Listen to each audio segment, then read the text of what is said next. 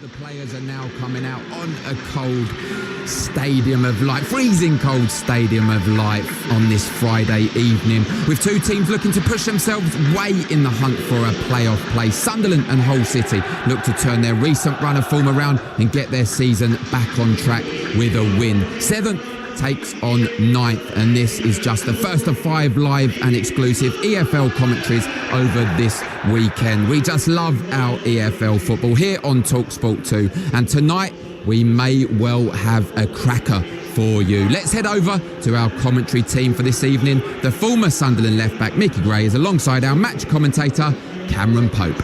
Thank you, Darren. It is a crucial second-tier clash to kick off the weekend on the Talksport network. Sunderland's defeat to Ipswich on Saturday saw them drop out of the Championship playoffs. Their visitors Hull are just 1 point and 2 places behind them. Their FA Cup exit in midweek at the hands of Birmingham means it's an all-out assault on the top 6 for both these teams. No further distractions. It's the Black Cats versus the Tigers. I'll go through the teams for you. 2 changes apiece. I'll start with the hosts. Anthony Patterson in goal. Jensen Seelt comes into the side. He'll be at right back.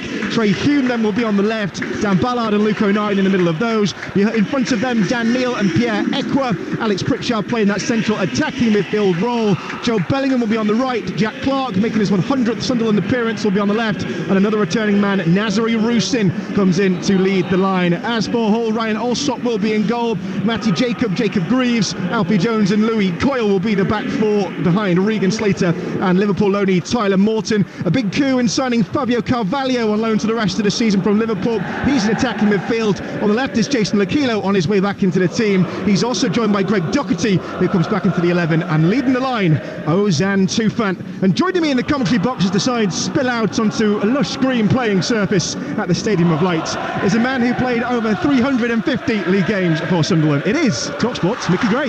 Cameron, how are you? I'm very well, thank you. I'm good. I'm really looking forward to this game. I think two sides who like to get the ball down and play some really exciting football, and I certainly think we're going to get that tonight. It was very difficult to split these two sides on Boxing Day.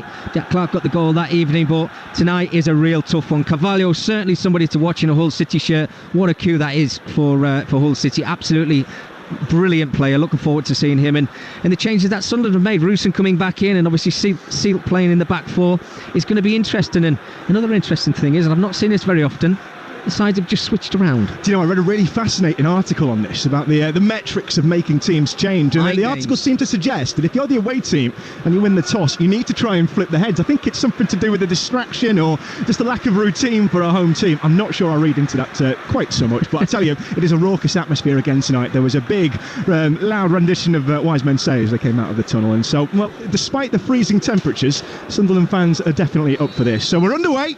Sunderland kicking from right to left here at the Stadium of Light. Friday night action on Talksport 2.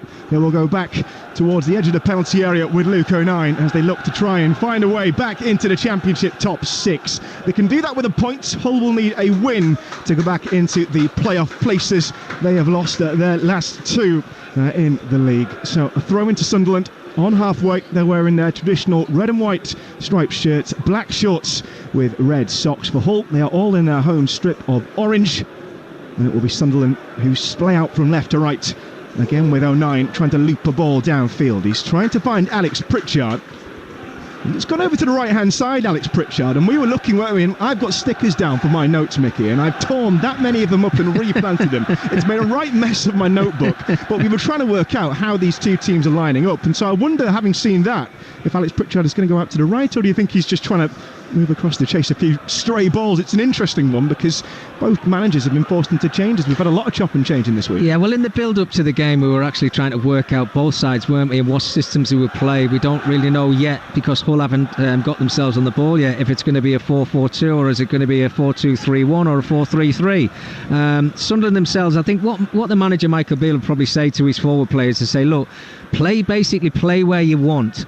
But if you give the ball away, get yourself into a position where you're going to help the team out defensively as well. So, yeah, they're going to chop and change their positions, no doubt about it. Well, as it stands, it's Pritchard who's going out to the right, and then Joe Bellingham is playing in almost an attacking midfield role behind Rusin. It's Sunderland who still have it on the edge of their own penalty area. Forward comes Ballard, distinctive yellow boots. Up to halfway he goes. Here comes the man of the moment, Jack Clark. 13 goals in this season for Sunderland. A long way ahead of anyone else in the scoring lineups Black Cats coming down the left-hand flank. They've got Neil on the corner of the area. Uses Clark again, running at the defence. It's Coyle trying to stand him up. Makes a good fist of it. Kept alive by Trey Hume. Tight to the left-hand touchline. He skips and tries to whip across it. Dispossessed he is by Louis Coyle. Hull get their first play on the ball, but possession is only brief. Neil has won it back, and he's managed to find Rooston on the edge of the penalty area. But quickly the Ukrainian is trebled upon by orange shirts, and Hull, for the first time in this game, can start to play out from the back. Forward they come towards halfway. Picked up by Regan Slater, but there was nobody on for him further forward. Tried to use Jason Lakilo, but he'll content himself with going all the way back to his goalkeeper. It's Ryan Alsop tonight. They have chopped and changed so far this season between Ryan Alsop and Matt Ingram. Alsop was the first choice for Cardiff last season, but he started the term injured. Either way, it's Sunderland who have it back on halfway with Ballard. Tries to chip forward over the head of Pritchard. Taken down by Jacob Greaves, who will loop a pass out towards Lakilo on halfway. Back to Matty Jacob. Left back again tonight. Highly thought of by manager Liam Rossinia. Says he blocked a loan exit for him earlier in the month. Of course, wasn't able to block the exit of Scott Twine, who practically played every game before he was recalled by parent club Burnley this week. He's going to spend the rest of the season at Bristol City. Meanwhile, Sunderland have won it back halfway inside the whole half. Neil trying to get a turn in on Tyler Morton, but the Liverpool loanee wins it back and the danger is averted. Forward by Greaves, up towards Ozan Tufan, who's halfway inside his own half. Shouts of handball by the home fans, but they go unheeded by the referee, who tonight is Rob Jones, normally seen in Premier League surroundings. Here's Louis Coyle, 20 yards inside the whole half, coming down the right hand flank. Uses Fabio Carvalho, tries to find the return ball towards Doherty, but the pass wasn't neat enough, and Pierre Ekwet can win it back. There he is, 20 yards inside his own half. It's a slow start to the game. It's a chilly start to the game. I'm going to say this is going to be in my top 3 chilliest grounds. I'm going to say the ones I've covered in the country. Coldest ground for you, Nicola? Oldham, Stoke. Oldham. Oh no, I don't. Burnley. I don't miss my trips to Boundary Park. And, does it still have 3 sides? Is there still that kind of empty one at the on the far side from the Now press? there's a nice new stand at the far side as you come out the tunnel. Yeah, but it's still cold. No, I think Victoria Park, Hartlepool might be my worst one. Here come Sunderland coming down the left flank. A lovely bit of control by Clark to bring it in field, but the pass doesn't live up to the same level. However, given away, Pritchard bounces back onto it, goes down looking for the free kick, and to the ire of the home fans, Rob Jones takes one look at it and gives it to Hull. I think he thought that the former Norwich and Huddersfield man went down a little bit easily, but Hull have made no bounds about making a quick start. Out to the left-hand side for Lakilo, one halfway. Plays deep towards Greaves and eventually back towards the number 17 goalkeeper also. Muted boos there from the away end. I thought I picked up. We can't see the Hull fans. They're up right in the gods away to our left, above the lip of the main stand at myself and Mickey Gray are sat in. You're listening to Talksport 2. Don't forget, plenty of live football tomorrow across the network. At lunchtime, we'll bring you Arsenal versus Crystal Palace. That's a Talksport exclusive. Reshbin Chowdhury, Sam Matterface and Scott Minto. As Greg Doherty comes forward for Hull. First time we've seen him flex their attacking muscles. Gets the crossing from the right-hand side, looking for Lakilo. Header away was by Luke O'Nien. It's still there in the 18-yard box. Ekwa emphatically puts a boot through it and brings it up towards halfway. Bit of a rallying cry from the stands. Coyle coming forward for Hull again. Looks towards the corner of the area. Finds Carvalho. Forced away from goal. Sunderland have 10 men behind the ball. Doherty again. Near side the Hull right. Fabio Carvalho being stood up on the corner of the penalty area. Cuts back towards Regan Slater. Still 30 yards out. Carvalho again. Well, pinned in the corner here by Sunderland, but still holding on to the ball. The criticism of this season is that they've done not much with it when they have had long spells of possession, and they've given this one away. Joe Bellingham goes down, and this time it will be a free kick to Sunderland, and after 6 minutes it's 0-0. Yeah, I think we've got 2 sides in front of us that are still basically trying to work each other out. They've looked quite comfortable on the ball in possession until they get into that final third. Sunderland have been a bit scrappy on a couple of occasions down this left-hand side. Jack Clark giving the ball away, but you can see the intent from Hull. 3 players he had round him, Jack Clark, and if that happens throughout the whole of the game, then there has to be gaps elsewhere on the pitch which you have to try and capitalise on, whereas Hull City just probably had their best move of the game, to be honest, with a lot of possession. But as you said there, Cameron, it's the final third where it all counts. Might be a break on here for Sunderland. Into the centre circle goes Dan Neil. He's got options to the left and right. Looks up to his right, in the end it is. Mike Jensen-Seal find a cross in here. Cuts it backwards. And there's pressure on Dan Neils. He tries to turn. He's looked up and found Pritchard 30 yards out. Crowd shouts at him to shoot, loops the ball into the penalty area, but it was too high in the end, and behind it goes for a dead ball. Right idea by Alex Pritchard, just put a little too much onto the end of it, and it was over the head of Joe Bellingham as he got forward, and out for a goal kick it goes. We've had 7 minutes at the Stadium of Light on Talksport 2. It's Sunderland 0, Hull City 0. Don't forget, both sides trying to squeeze their way back into the Championship playoffs. It's Coventry who occupy that last slot. They've got a goal differential better by 5 than Sunderland, who've won it back 30 yards out from goal. Pritchard crossing towards the back post. Well, that was a mess of Hull's own making. Alex Pritchard was given the ball from an awry clearance 30 yards out, tried to float across to the back post. It was too high though, and out for a goal kick it goes. And that, Mickey Gray, is a let-off for Hull City. Yeah, it certainly was. I mean, again, they're trying to play out from the back, and it's Alfie Jones on this occasion. Thinks it's a simple pass over to his left-hand side, and he tries to play it out a little bit too nonchalant for my liking.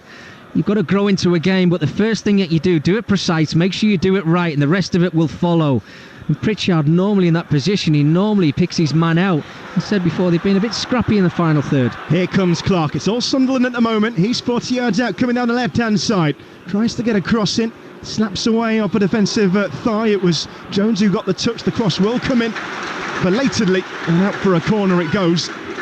And there is noise coming from the home fans now, who might just be trying to keep themselves warm. I was told the temperature was going to stay above freezing tonight. I find that hard to believe, but it is 0-0 and a corner to come to the home side at the Stadium of Light.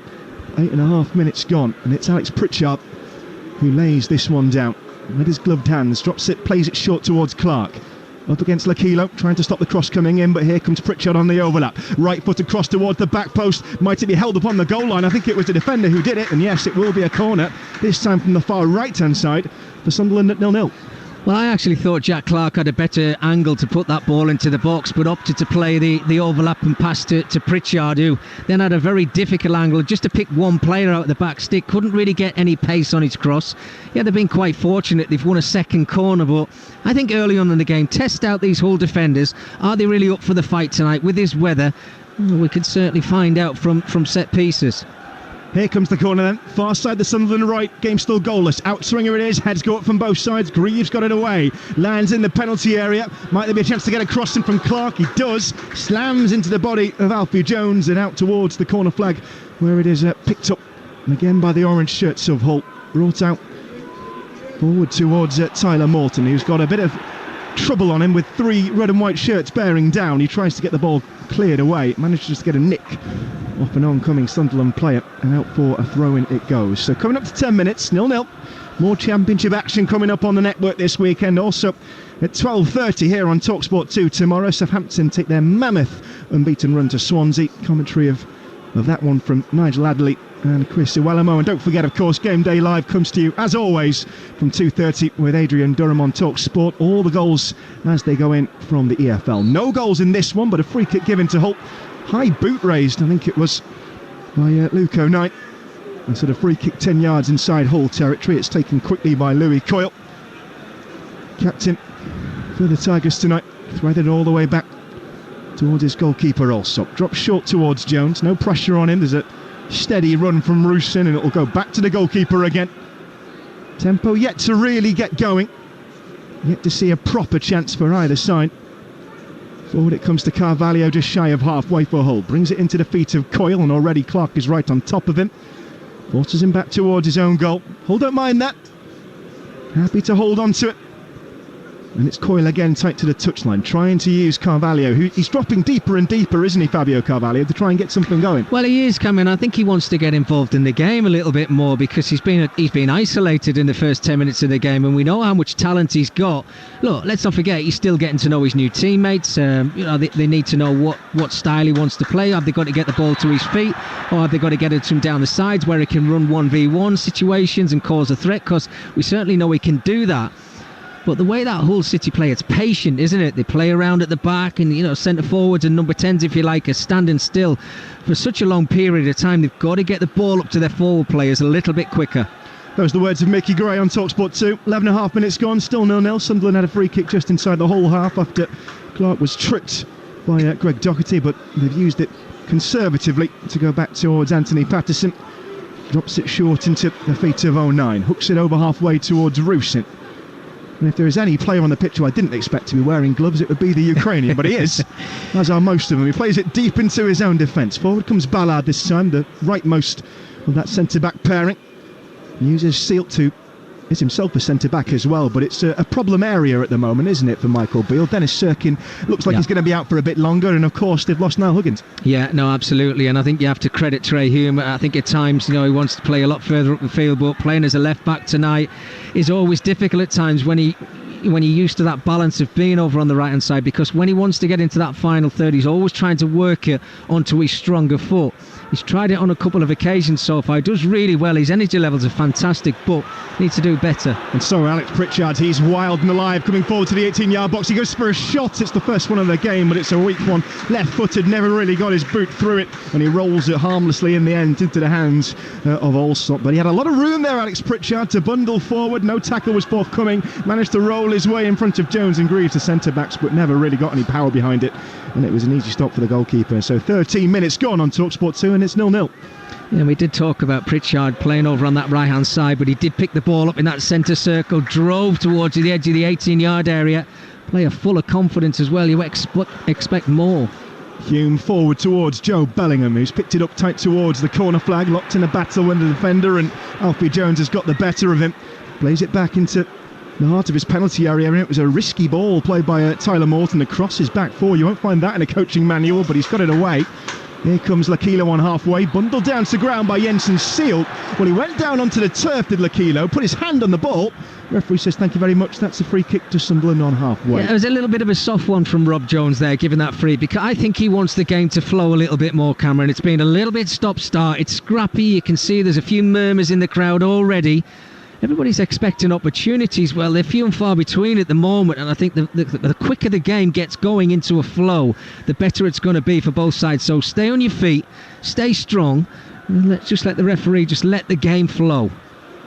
Ekwa picks the ball out towards Hume, who thought he controlled it near side the Sunderland left, but it's sneaked over the whitewash in front of the technical area of Michael Beale. And out for a Hull City throw. It's 0-0 between the Black Cats and the Tigers. Heard this one referred to as the Championship Feline Derby by a colleague from local radio earlier. I'm not sure about that one. Here comes Lakilo, far side of the left for Hull. 30 yards from the corner flag. And the orange shirts are starting to thaw in this wintry game. Back over their own halfway line though, or into their own half I should say, to pick out Alfie Jones. He'll start again. Gets his head up, looks for a pass, plays it into Morton, but again it's stop-start, it's back to the centre-back. 10 men behind the ball again for Sunderland. Long route one ball, linked up towards Ozan Tufan. He's seen very little of it, and he didn't see any of it there. It was whipped away by Dan Ballard. Sunderland are going to let that run for their own throw-in. 20 yards inside their own half. 15 minutes gone in this EFL Championship grueler with two sides on the fringes of the playoffs. Remains goalless as we move on in this January night. And speaking of January, we're 2/3 through the window. No incomings yet for Sunderland, Mickey. Yeah, it's quite bizarre, isn't it? I think if you want to try and fight for one of those playoff positions, as they're obviously trying to do tonight, I think they need strengthening. There's no question of that. There's more speculation of players leaving rather than coming through the door, and that's it's alarming, really. Anthony Patterson, I think there's been talk about him. I do think he will stay, maybe as an understudy to Alisson at Liverpool. Jack Clark, speculation, and Pritchard, I think, to Birmingham as well. So we want to try and keep your best players, but you also want to add to it to give you a better chance of finishing in that top six. Louis Coyle, in trying to avoid Jack Clark down the flank, has run it out of place, so it's a throw-in at 0-0 on halfway to Sunderland. And yeah, there's been a few linkages on the rumour mill these last few days. Alex Pritchard, a move away, was talked about him linking up maybe with former Sunderland boss Tony Mowbray at Birmingham. Even heard him linked with Turkey in Major League Soccer. Anthony Patterson, of course, as well, with Premier League interest.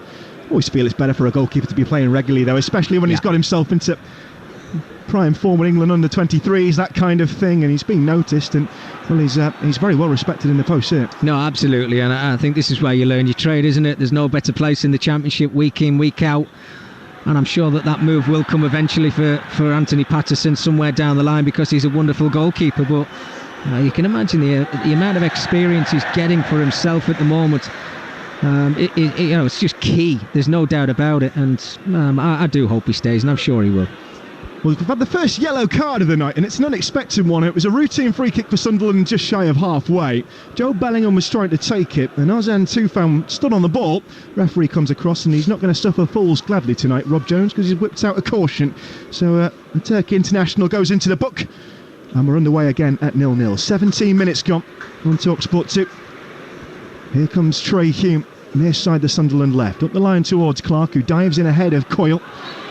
Coyle then lunges in on him and brings him down to ground. It will be a free kick, and Sunderland are keen to get going again.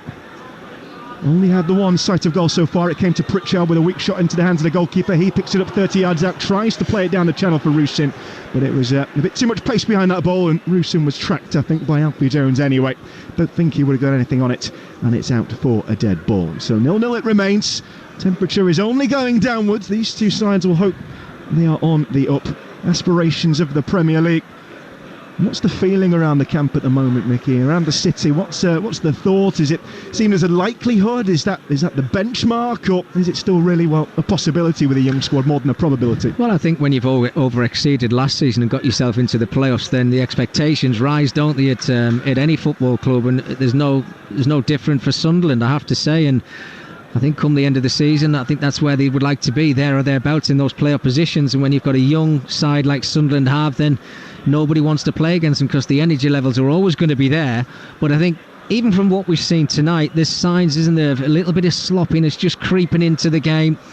On a few occasions, Pritchard, who's one of the most experienced players out there, he's just overpassed a couple of times. And that's the type of things that in games where the game's not going your way, you look for that little bit of spark. Here comes Clark coming forward for Sunderland down the left-hand flank. He's gone up against Coyle, and he trips Coyle as he tries to get into the penalty area. Thought the fullback did really well there. Got in between man and ball and was going to shepherd it out for a dead ball. In any event, it will be a free kick inside the whole penalty area to the defensive side, and it remains after 19 minutes 0-0.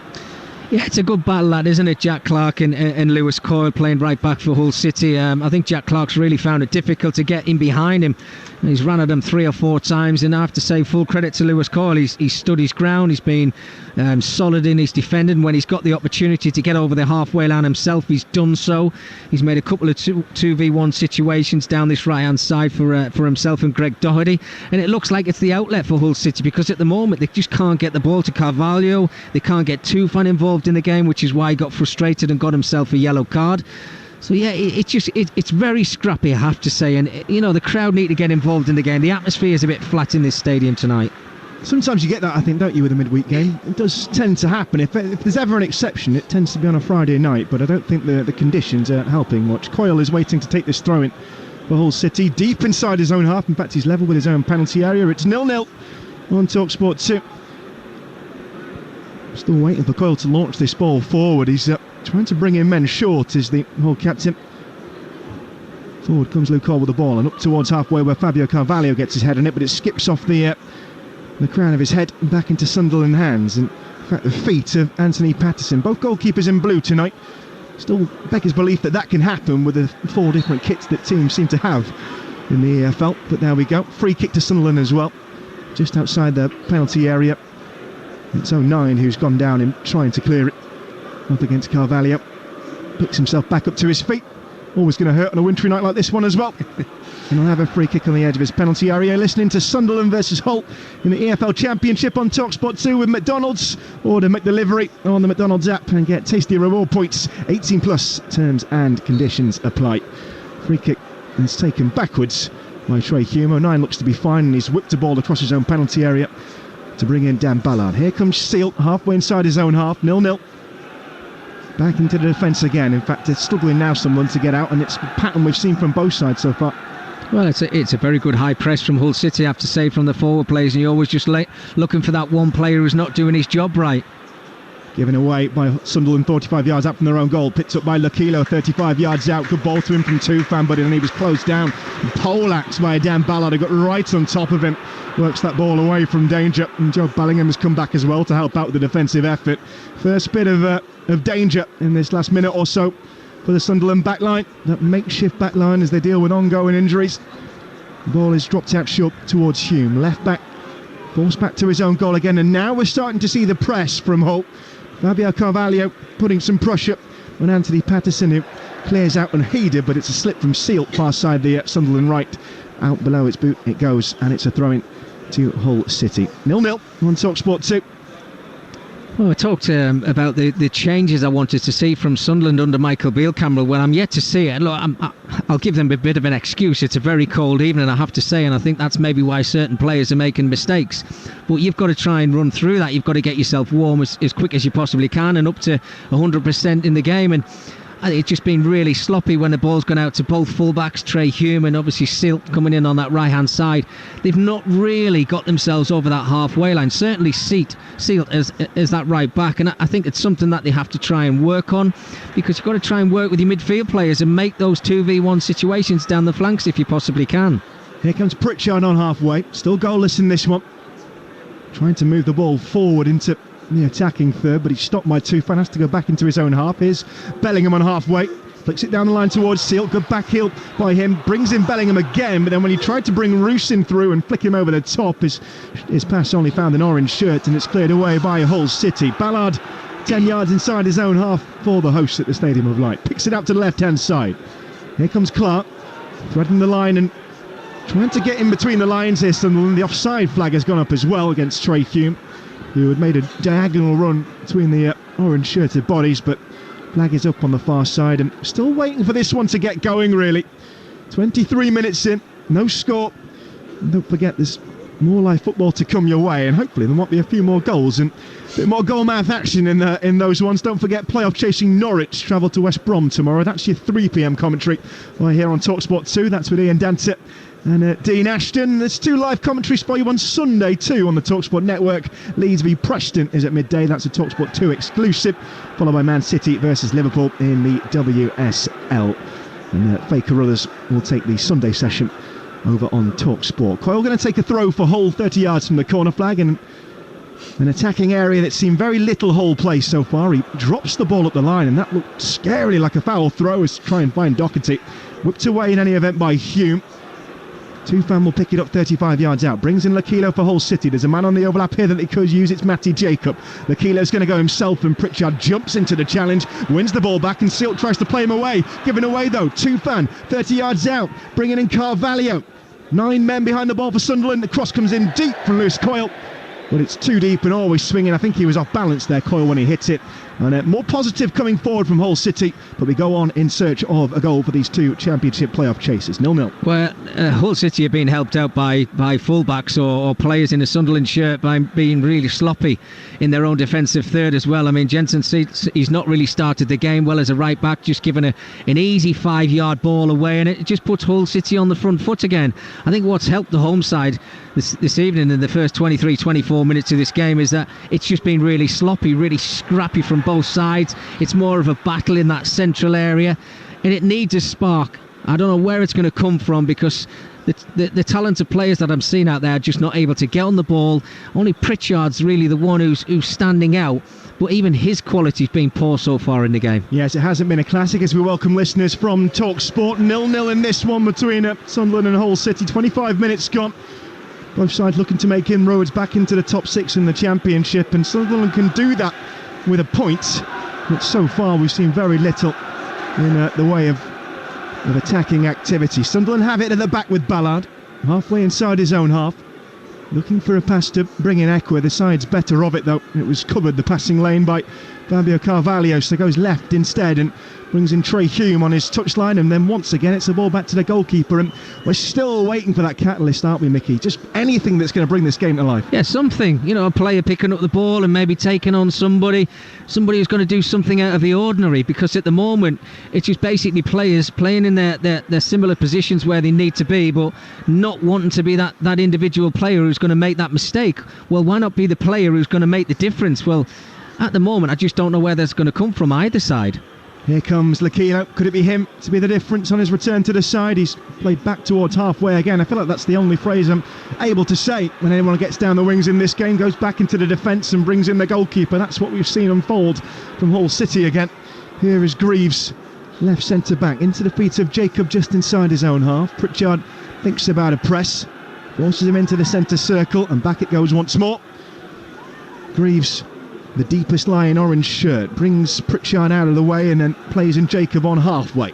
Still goalless on Talksport 2.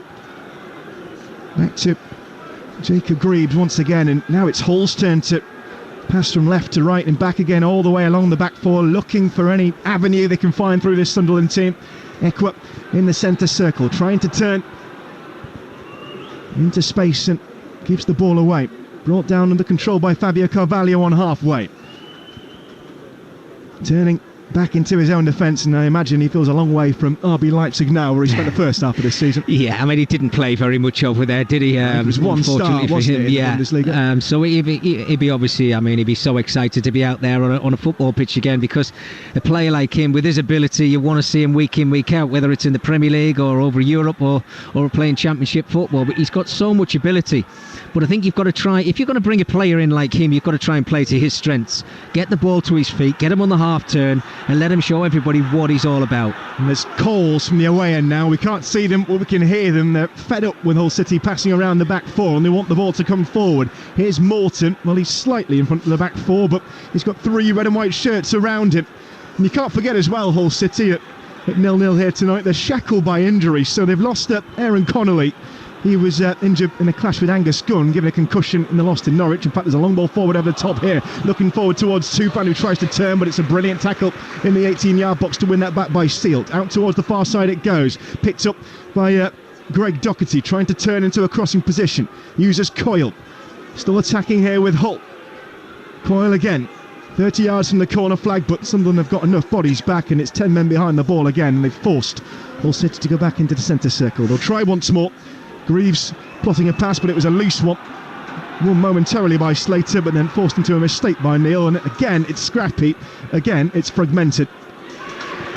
Certainly is. We know it's a big worry. I say they look strong down this right-hand side, Hull. Well, here comes Coyle here, trying to get into the attacking third. Coyle 1-2 into the penalty area and forces a good save out of Anthony Patterson. And it was too easy that time. We've been waiting for something to happen. Lewis Coyle bundling forward, found Ozan Tufan in the 18-yard box. Quick 1-2 with him. Got himself back into the end of it. Wasn't the cleanest hit on the shot, but it still forced a decent save out of Patterson. Bobbled out of his hands at the first time of asking. Scoops it up on the second, and it remains on Talksport 2. Sunderland 0, Hull 0. Well, the best player on the park, and that's saying something, has been Lewis Coyle, defensively against Jack Clark, but obviously offensively as well, and he's got himself into a really good position. I think he was just losing his balance, the fullback, as that ball was played back to him, a little give and go, and he couldn't get enough pace on it to get it anywhere near past Anthony Patterson. But full credit to him, he's out there, he's trying to make something happen, because at the moment it's really sloppy, and we're talking about fullbacks being the better players. We are 0-0 on Talksport 2, just coming up to the half hour. Ball is down on the turf for a Sunderland free kick just inside the Hull half. Just waiting for anything, any moment of imagination, of spark in this one. It's a cagey affair. There was nothing to separate the two on Boxing Day. The Jack Clark goal, well, there was something, a Jack Clark goal, but that was just about it. Could have gone either way. Big win for Sunderland, and as Michael Beale's tenure moves along after 5 league games, still lots of questions to be asked. We've seen that there's no mercy given to EFL managers. Troy Deeney going after 6 games at Forest Green, not suggesting that the same is going to happen to Michael Beale. There have been wins peppered in the round. They've lost their last 2 in all competitions, but they've won 3 of their last 4 here in the Championship of Sunderland, and they've got the ball again with Jack Clark up against Doherty. Got past him, and then Louis Coyle is forced to come out and clear. Gets a bit of a knock there, Louis Coyle, as well as Clark came through. I think it was momentum more than anything, but crucially he got a nick off the red and white shirt with the ball, and it will be a Hull City throw in their right back position. 31 minutes gone. 0-0 at the Stadium of Light. Cameron Pope and the former Sunderland fullback Mickey Gray on commentary. And coming up later on after this, don't forget, stay with us for PGA Tour Live on Talksport 2, the American Express from California. As Rooson picks it up 35 yards out with his back to goal. Gets a gratuitous bounce off Alfie Jones, and there's a man cleaned out on the edge of the penalty area. Advantage has been played. Neil with a cross over the head of Pritchard, and then good awareness by Matty Jacob to chest the ball back into the hands of his goalkeeper. But all the while there, Nazari Rooson was cleaned out on the edge of the penalty area. Referee allowed the play to continue. The yellow card has come out. I think it's gone to Coyle. Yes, it is Louis Coyle, the captain. A lot of things to break down there, Mickey, but the salient fact is it's still 0-0. Yeah, well, it was another good opportunity for Sunderland to break through, and Roosen there just trying to flick the ball on beyond Louis Coyle, but then the ball eventually just ricochets into the air and the two players come together. Look, there was no malice in it whatsoever, but their faces clashed with each other. I saw Roosen go to ground. It looked a nasty one, and thankfully he's back on his feet. Louis Coyle, I don't know if he really should have got a yellow card there. I've got to be completely honest with you. I mean, he couldn't really get himself out of the way, but yet again, it's scrappy. I mean, we're far enough into this game now, 32 minutes. Both sides have had one shot each. I think the one from Coyle probably better than Pritchard's, but other than that, I don't know. You need to see more in the Championship. You've got two sides here who were trying to fight to get into playoff positions. You're not seeing enough. And Roosen looked like he was physically trying to fight Coyle there as Coyle tried to shepherd the ball out of play. I thought the Ukrainian clipped the back of the Hull captain's legs, but now the ball has gone dead. It will be a Hull throw-in. We've had 32 and a half minutes in this Championship game, and it's not been a thriller, put it that way, on this Friday night. Coyle is still waiting to take the throw-in. He's just beyond the edge of his own penalty area. Near side the Tigers' right. Throws down the line. Hume is the first man to get to it, but he flicks it backwards over his own head. O'Neill has better luck in finding Ballard.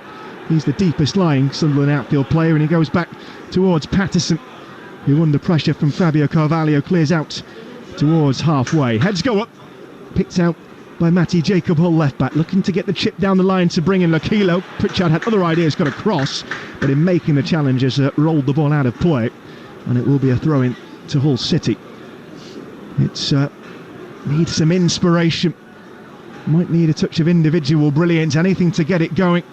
Had a chance apiece for either side. Alex Pritchard's tame shot, having fought his way through the defence into the hands of Ryan Alsop, and then Louis Coyle with a 1-2 with Ozan Tufan that opened him up. A good shot from a tight angle that was well saved by Anthony Patterson, and Coyle's been released again here by Ozan Tufan.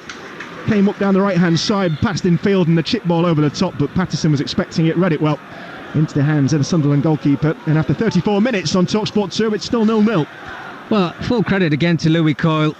Little give and go, wanting to get into the opposition's half. He's not frightened of doing the overlap and run, which I absolutely love as a fullback. He's got energy to burn. He wants to get involved in the game. He's trying to make something happen for his team. Didn't quite come off for him this time, but absolutely fantastic. And I hope that his teammates are starting to have a look at him now and saying, well, he's running around. He wants to win this football match. I think we should start doing that ourselves. Yeah, it's a run that you might yourself have been proud of once upon a time, Mickey Gray. Absolutely. Fullback for Sunderland in England. Meanwhile, Sunderland are penned inside their own half again. It's Dan Ballard splaying across to the left to find O'Neill. Still goalless this game. Jack Clark brought in on halfway, goes inside. Doherty goes down looking for the foul. Doherty feigns innocence, and Hull have been allowed to continue with the ball. Here, 45 yards out from goal at the Stadium of Light, and there's a yanking tackle by Pierre Ekwah on Regan Slater, and it looks like Ekwah might be about to go into the book because he's been called back by Rob Jones. Either way, it's a free kick to Hull City 50 yards out. Well, we've seen a yellow card apiece already. And then not apiece even. In fact, it's Tufan and Coyle who've been booked. And he's taking no prisoners so far, is the referee, Rob Jones? Yeah, and I think he's a lucky boy there, isn't he? I think he was very fortunate to stay out of the referee's book, because it was a clear shove. I think it was Tyler Morton who he pulled back, and what that does now, it gives Hull City an opportunity. Look, it's quite far out, 60-70 yards, but it gives them the opportunity to whip a dangerous ball into the box. You can see the line of Sunderland, 6 or 7 players all communicating with each other, and this is where Hull have got to try and break them down with a bit of quality. Here comes the free kick, 45 yards out, and well, if he wanted a bit of quality, it wasn't that. The free kick was played straight into the feet of Jack Clark, who's probably the one player on the pitch you don't want to give the ball straight to, with green space to run into. And here he comes, making full advantage up towards the corner of the penalty area, trying to get a cross in.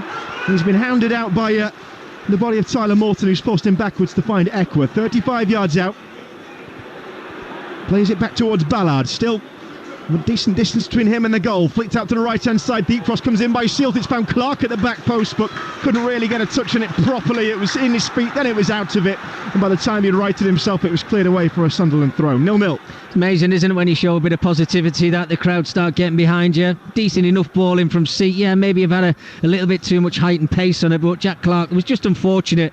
Didn't bounce well enough for him, and gives Hull the opportunity to now break themselves if they can get themselves out of a sticky situation. Well, Doherty tried to clear it, only found Ekwah, and it's Clark on the edge of the penalty area. Back to Pritchard, wraps his right boot around it, and it's headed away away by Greaves in the 18-yard box. Well, we saw him hit one from exactly that kind of range, Mickey and I, on New Year's Day against Preston, where the crowd called for him to shoot. He did so, and he found the bottom corner. And I'm going to hazard a guess and say it was on target, but firmly into the body of a defender. And here comes Clark, 45 yards out for Sunderland at 0-0. We are edging towards half-time. We've got 37 minutes on my stopwatch at the moment. And here is Joe Bellingham, far side the Sunderland right, flicking down the line to find Seal on the overlap. Trying to cut it between players in that midfield bank of four for Hull City at the moment, to no avail. Have to go back to go forward, and now they bring in Clark near side the Sunderland left. Flicks the ball down the line. This might be an opportunity for Hume to get a cross in. Goes back to Clark on the corner of the penalty area. No way through just yet. Ball flicked up over the top by O'Nien, headed away in the penalty area by Jones. It's found Ekwa 35 yards out, who goes down under the challenge of Ozan Tufan. Referee was uninterested.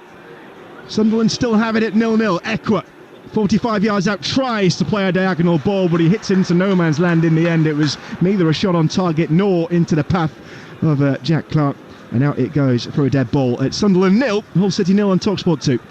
Well, over the years, from what I've seen in Championship football, Cameron, is the quicker you move the ball into better areas, the better opportunities you're going to create for your team. It's too slow. And I'm talking about both sides here. Hull City, they love playing the ball around at the back, and they wait for an opportunity or one of the Sunderland players to make a wrong run, which then opens up gaps, but they can't get their forward players involved in the game. And you could say similar about Sunderland as well. It's too slow, it's languid, the players just want to be static and play in positions. Well, you've got to work harder to make space for yourself. This has been really poor, I have to say, from both sides, and I expected a heck of a lot more tonight. And it's a poor ball from Matty Jacob down the flank as well to find Lakilo. It was the right idea, but horrible execution. He swerved it right out of play, and Sunderland have possession at the back again. And you think tonight of all nights, in the middle of January, there'd be encouragement to move it around a bit quicker. Just keep warm, lads. Well, the other thing for me, Cameron, is, right, it's a Friday night game. The rest of the Championship will be having a look at this game. Sunderland, can they creep into the playoffs, or Hull City? Who's going to be the better side?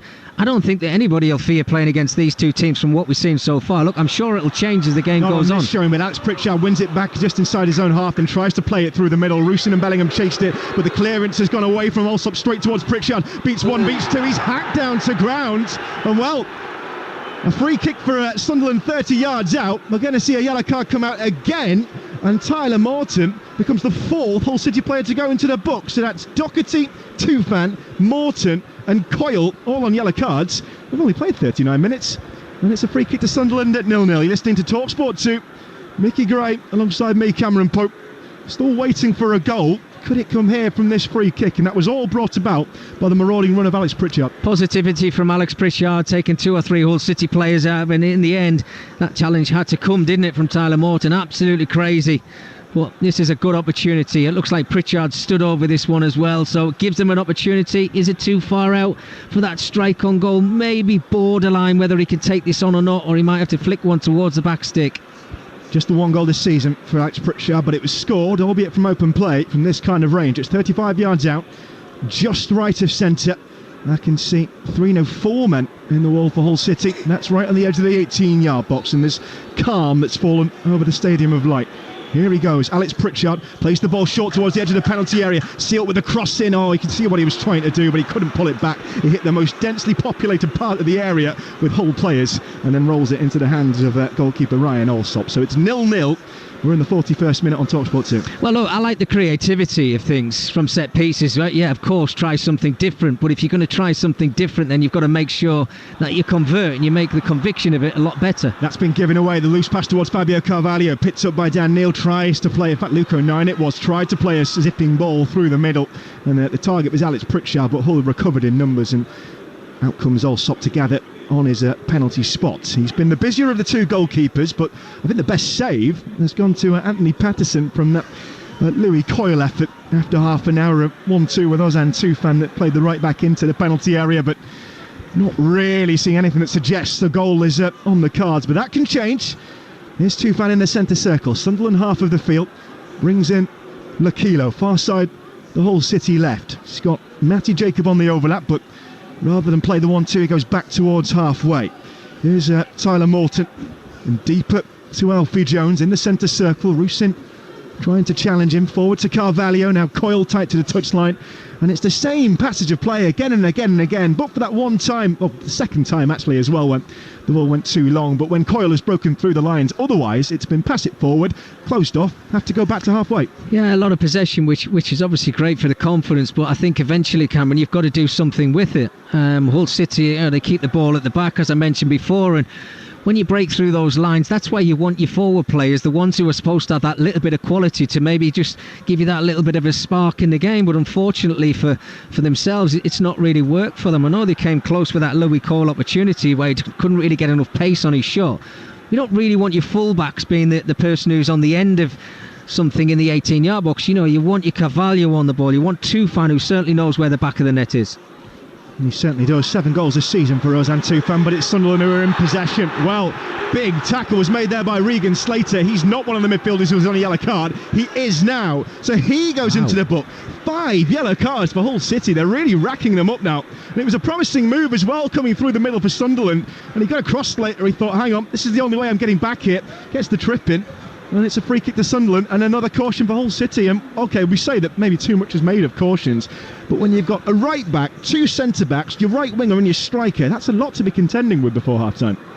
Yeah, absolutely. Yeah, that's certainly too many yellow cards going into the remainder of the game, and I'm sure it's a concern for Liam Rossini. How many is it you're allowed in a game as a team? Cautions, I think you're OK, aren't you? But it's red cards. You can only have 4. 5 is where it ends. I've never seen that though in my working life. Here's Ekwa, 35 yards out, tries to get a shot in, only hits Fabio Carvalho. It rebounds by way of the referee back towards 09. He's 45 yards out.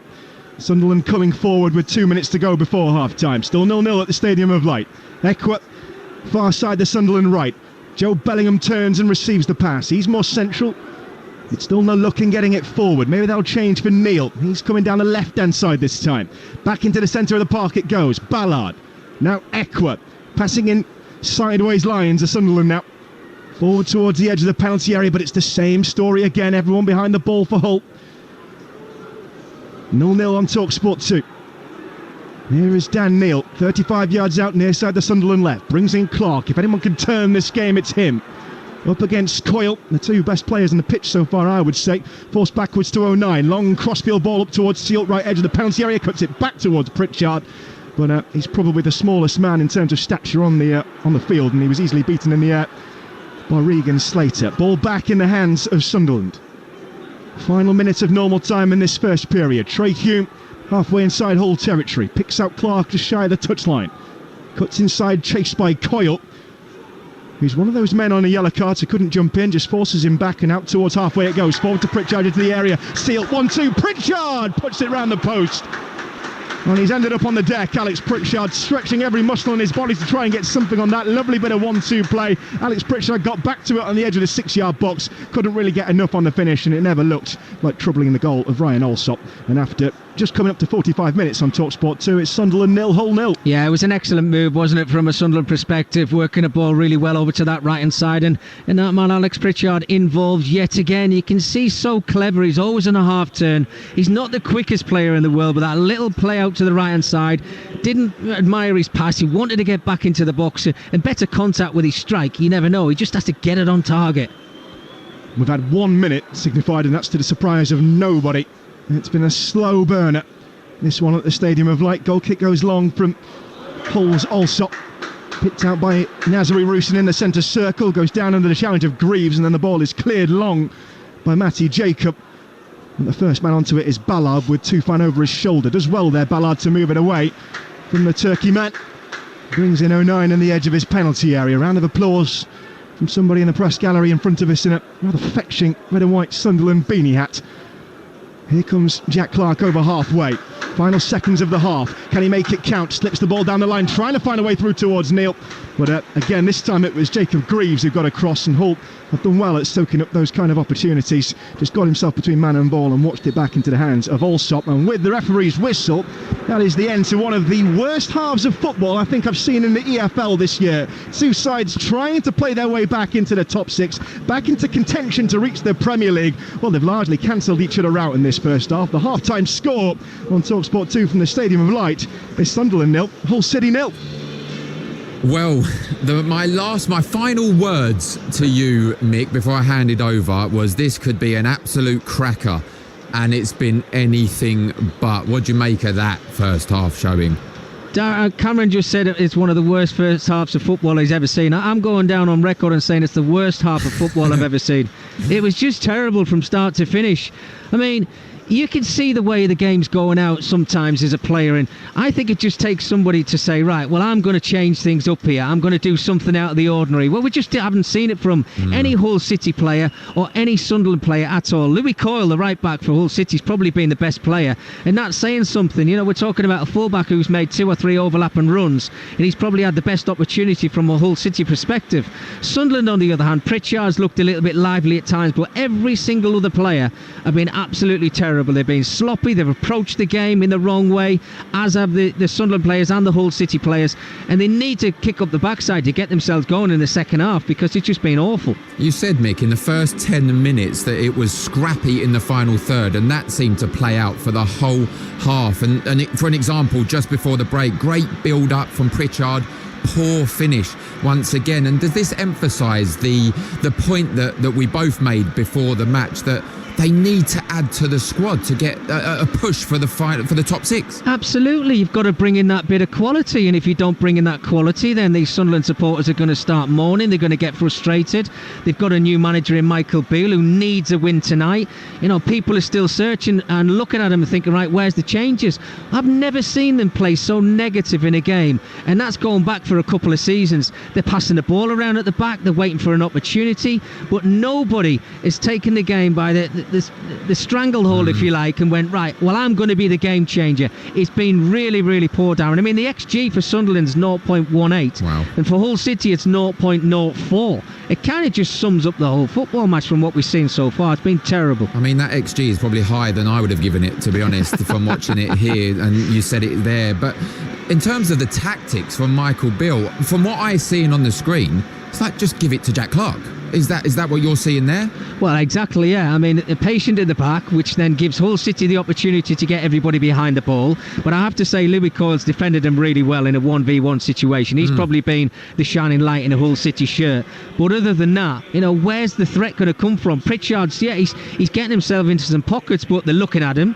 They're avoiding him, playing him into Sealt at right back, who's been really poor in that first half. Yep. I feel for him because he's a centre half. Yep. Things need to change in the second 45 minutes, because these supporters are coming to this stadium to get warm. Well, they're absolutely freezing right now.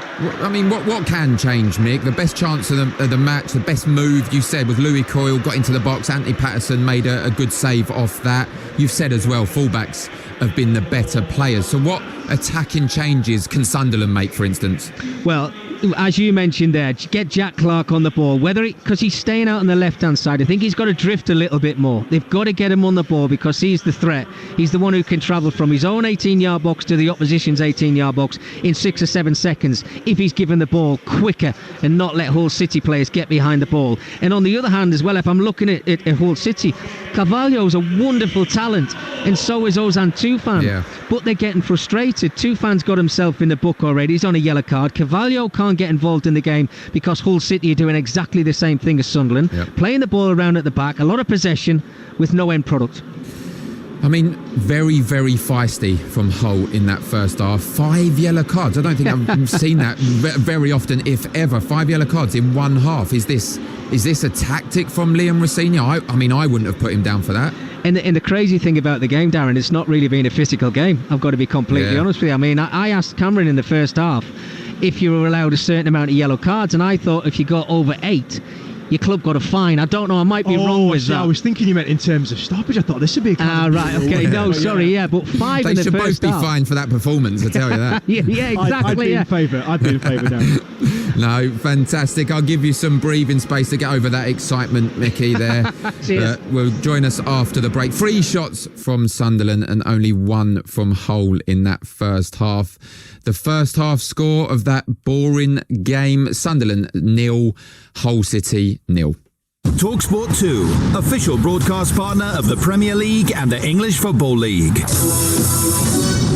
EFL live on Talksport 2 with McDonald's. How's this for a tasty lineup? A McCrispy and a strawberry milkshake. Order McDelivery now on the McDonald's app and get tasty reward points delivered too. 18 plus. Rewards account required. Participating restaurants. Subject to availability. Delivery fees and terms apply. At NFU Mutual, we understand that running a business is expensive. That's why we don't charge admin fees with our trades insurance, so you can easily make changes when you need to. No wonder over 95% of our business insurance customers renew every year. With agency offices across the UK, we're closer to you, closer to your business, closer to what matters. For quality trades insurance to suit all sizes, search NFU Mutual Builders and Trades Insurance. Introducing the new all-electric BMW iX1 eDrive 20. Bold exterior aesthetics make way for a comfortable interior that features innovative technology to connect you to your drive like never before. With a range of up to 293 miles, now is the time to electrify your dreams. Search BMW iX1 eDrive 20 to book a test drive. Test drive subject to status and availability. WLTP range may not reflect real driving results. At B&Q and TradePoint, get 3 for 2 on Dulux and Valspar paint, including paint mixing and trade paints. So whatever the surface or space, if you've got the plans, we've got the paint for less. Shop in-store or online. You can do it. Exclusions apply. Value of every third item per single transaction in descending price order deducted. Ends 22nd of January. See DIY.com. We've all been there. MOT's coming up. Your car's making a noise or two. And you think if you just turn your music up just a little louder each time, you'll be fine. But that's not you, is it? You know you can get your car in check with parts that will fit right. All you need to do is enter your reg on eBay. Find brake lights, filters, windscreen wipers and more. And get your car MOT ready. Find the right part at the right price. With eBay. Talksport 2, official broadcast partner of the EFL. Saturday afternoon, live Championship football On Talksport 2. He's popped up with an absolute belter of a goal. Norwich versus West Brom. Coverage from 2:30. Kick-off 3 p.m. No one else brings you more. And he smashed it into the top corner. Saturday afternoon On Talksport 2. PGA Tour, the American Express live on Talksport 2, tonight from 10. As the world's golfing elite go head-to-head at PGA West Stadium, hear full swing-by-pitch-by-putt commentary of all the action direct from La Quinta, California.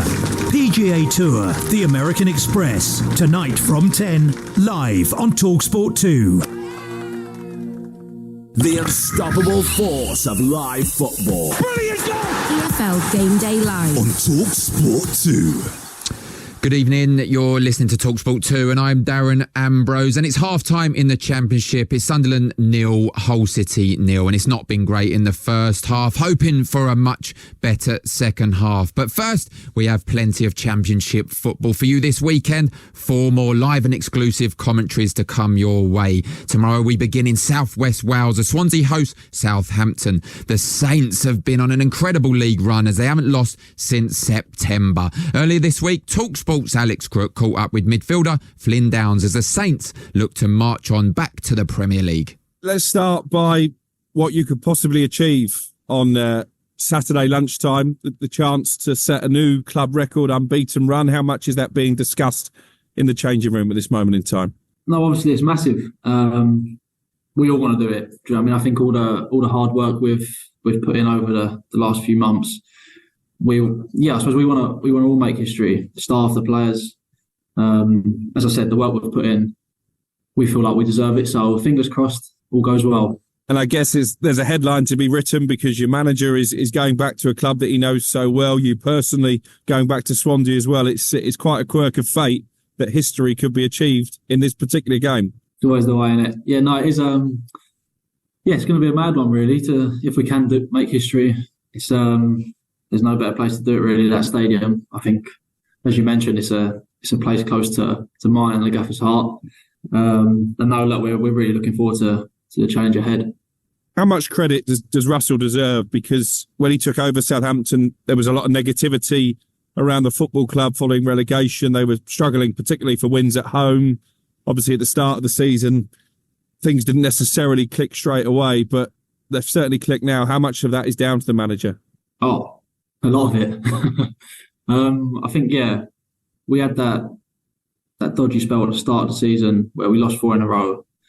And I think, it's just testament to him, really. Like, he really does believe in what he's doing. And I think that rubs off on all the players as well. Like, once everyone believes something, I suppose everything just clicks and you sort of go into that flow state where it feels like you just can't be stopped. And that is all testament to him. I think he believes it more than anyone. In that period where he was losing 4 games, he still stuck by his guns. He still believed this would work. Massive testament to him. I think that's why all the boys love playing for him. You mentioned you love playing for him. Was it his presence in the dugout that was the big factor in you choosing this move in the summer? Yeah, big time. I think, of course, I wanted to just play football again. I obviously had a year last year where I wasn't obviously starting like many games consistently. And that's something I wanted to do. So I feel like it was best for me to do that. And of course, the gaffer here, I knew what style of play he likes to play, and that suits me. So it was kind of a perfect match, really. Did you feel like you were making up for lost time a bit as well? Because obviously you didn't play a lot for West Ham last season, which must have been disappointed, being that they're the club you supported as a boy. Yeah, no, look, it is what it is, though. It's football at the end of the day. That's what happens, isn't it? So I went into a Premier League environment with Premier League players, so look, it is what it is. Like I said, I just wanted to play football and just get back to enjoying it and playing week in, week out, and showing what I can do. So hopefully I'm doing that here. That's Alex Crook talking to Southampton's Flynn Downs. And just a reminder, that's 12:30, a Talksport 2 exclusive, Swansea v Southampton from the Championship, presented by Faker Others, commentary from Nigel Adderley and former Scotland striker Chris Uwelemo. And there's plenty of live sport for you this weekend, not just football, as we bring you the divisional round of the NFL playoffs. 3 games across the weekend for you right here on Talksport 2, and we cannot wait. Handoff, Singletary, big hole, left side, slashing to the 10, the 5, touchdown, 19 yards. The Texans are pouring it on. Back on a play fake, rolling left, flips his hip, throws back right. Man wide open, Musgrave at the 15, to the 10, to the 5, Musgrave to the end zone. Touchdown, Packers. Pass is complete to Shakir, who breaks a tackle for Minka Fitzpatrick, spins to his right, along the hash marks to the right, across the 5, down inside the 5, into the end zone. Touchdown, Bills! Shotgun snap to Mahomes, cocks his arm, throws a pass, caught by Rice, 10 to the 5 to the 4 pylon, touchdown! The Chiefs have scored on a touchdown pass of 12 yards. That's 3 games for you this weekend. Houston Texans are at the Baltimore Ravens, 9:30 p.m. with Nat Coombs, and the Green Bay Packers at San Francisco 49ers, 1 a.m. on Sunday morning. And also on Sunday, my Kansas City Chiefs are at the Buffalo Bills, 11:30 p.m. on Talksport 2. Right, coming up, we've got a lot of football on the TalkSport network. Tomorrow we are Arsenal versus Crystal Palace, my former team, Crystal Palace, in the Premier League. That's a TalkSport exclusive, presented by Reshmin Chowdhury, commentary from Sam Matterface and former Chelsea defender Scott Minto. We've also spoken about Swansea v Southampton, TalkSport 2 exclusive, Faker Others presenting that with Nigel Adderley and former Scotland striker Chris Uwelemo. And we have the main man himself on Game Day Live, Adrian Durham. He's alongside Ray Parler, Courtney Sweetman-Kirk and Mickey Gray. That's on TalkSport. Adrian will be taking you through all the goals as they go in from the EFL on TalkSport 2 exclusive, 3 o'clock. Norwich v West Brom in the Championship. That's not on UK TV. You can only listen to it on TalkSport 2. Presented by Faker Others, commentary from Ian Danta and former England striker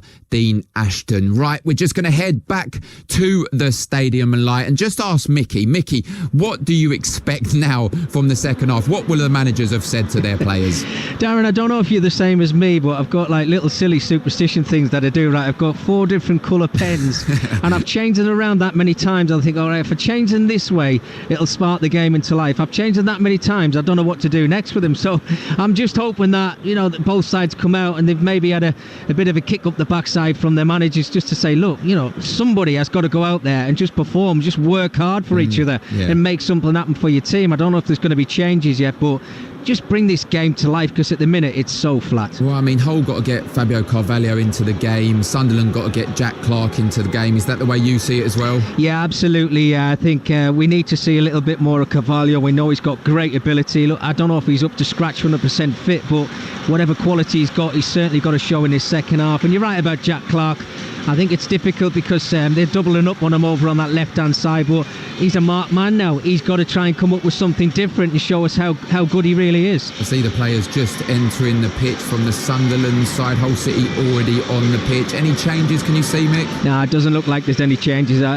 Pritchard was just standing on the touchline there. I thought there might have been a change for Sunderland, but yeah, I think it's both same 11s, so let's hope that they can react from that poor first half performance. Yeah, you're absolutely right. Well, it hasn't been a cracker so far, but will we see a goal at the Stadium of Light?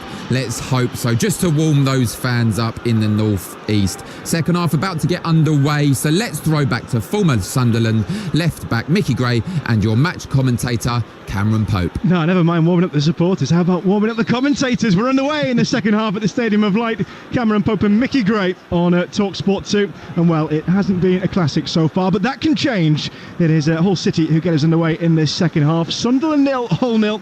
No changes, as Mickey said, for either side coming into the second half. So I'll give you a whistle-stop tour of the teams. Patterson in goal for the Black Cats. Seal, Ballard, O'Nien and Hume at the back. Neil and Ekwar in defensive midfield behind Pritchard. Bellingham and Clark, the wide men. Rusin is the striker up top. As for Hull, Alsop, who has the ball now in his 18-yard box. He's the goalkeeper for the Tigers. Jacob, Greaves, Jones and Coyle, the back four behind Slater and Morton. Carvalho in front of them. Lakilo and Doherty, the wide men. And Tufan leading the line. And Mickey, well, something's got to change, doesn't it? Yeah, it has. Somebody's got to spark this game into life. You hope that the crowd can get themselves involved in the second half, but the only way that's going to happen is if they basically see players running around and showing the effort that they need to show in this second 45 minutes. I think all the onus is on Sunderland to take the game to Hull City. Hull City can keep the ball, they can have a lot of possession. Yes, at times they're going to have to break out and maybe try and win the game themselves. But the frustration comes from the supporters, the players, the manager. He's got to try and come up with something at half-time that's going to bring these players into life. Forward come Hull City over halfway with Louis Coyle, who goes down looking for the free kick. It's not been given. And forward comes Sunderland now. And it's Clark trying to turn in on his right foot. Finds Joe Bellingham, cries him shoot from the home crowd. He's 30 yards out. Rise the challenge of Lakilo well. And then he's beaten to it by Ozan Tufan. And Hull can clear their lines. First scare of the second half. Well, that all was started by Coyle going down on halfway, waiting for the free kick, and it didn't come. I heard it suggested at half time, Mickey, and we've not seen a rerun of the incident.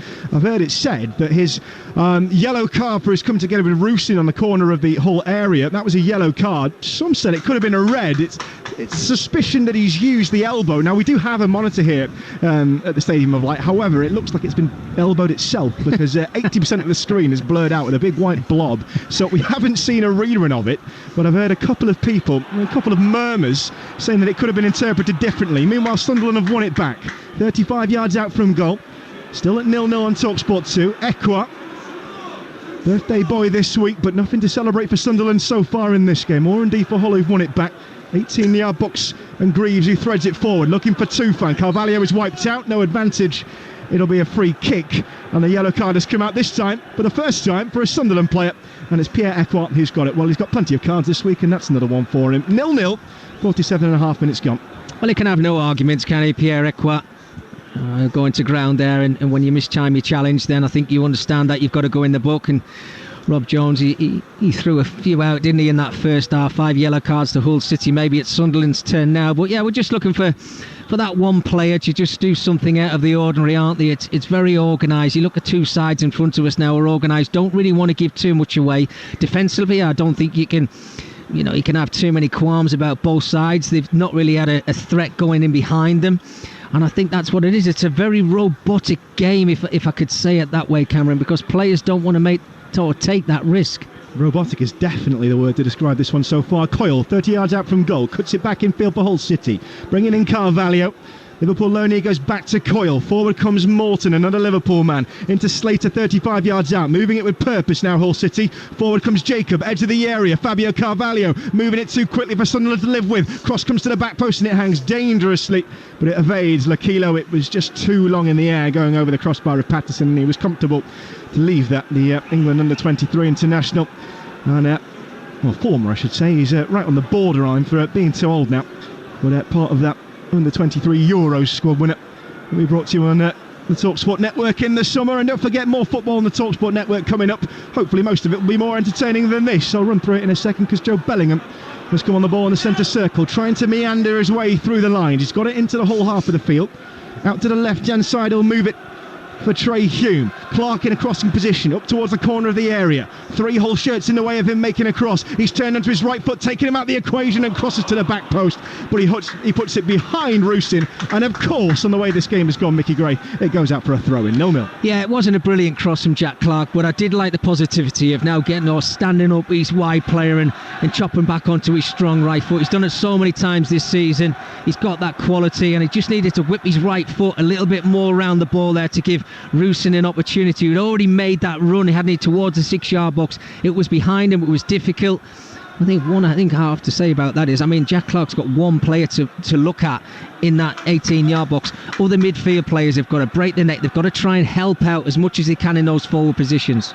Lovely bit of play by Fabio Carvalho to take it on like the top of his thigh, I think it was, and roll and spin away from Ekwa, who then twists him into the way of Joe Bellingham, who has to foul him.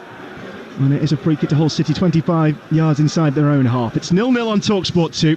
We've played 5 minutes of the second half, and so far it's continued in the same vein as the first. Jacob Greaves at centre-back for Hull City.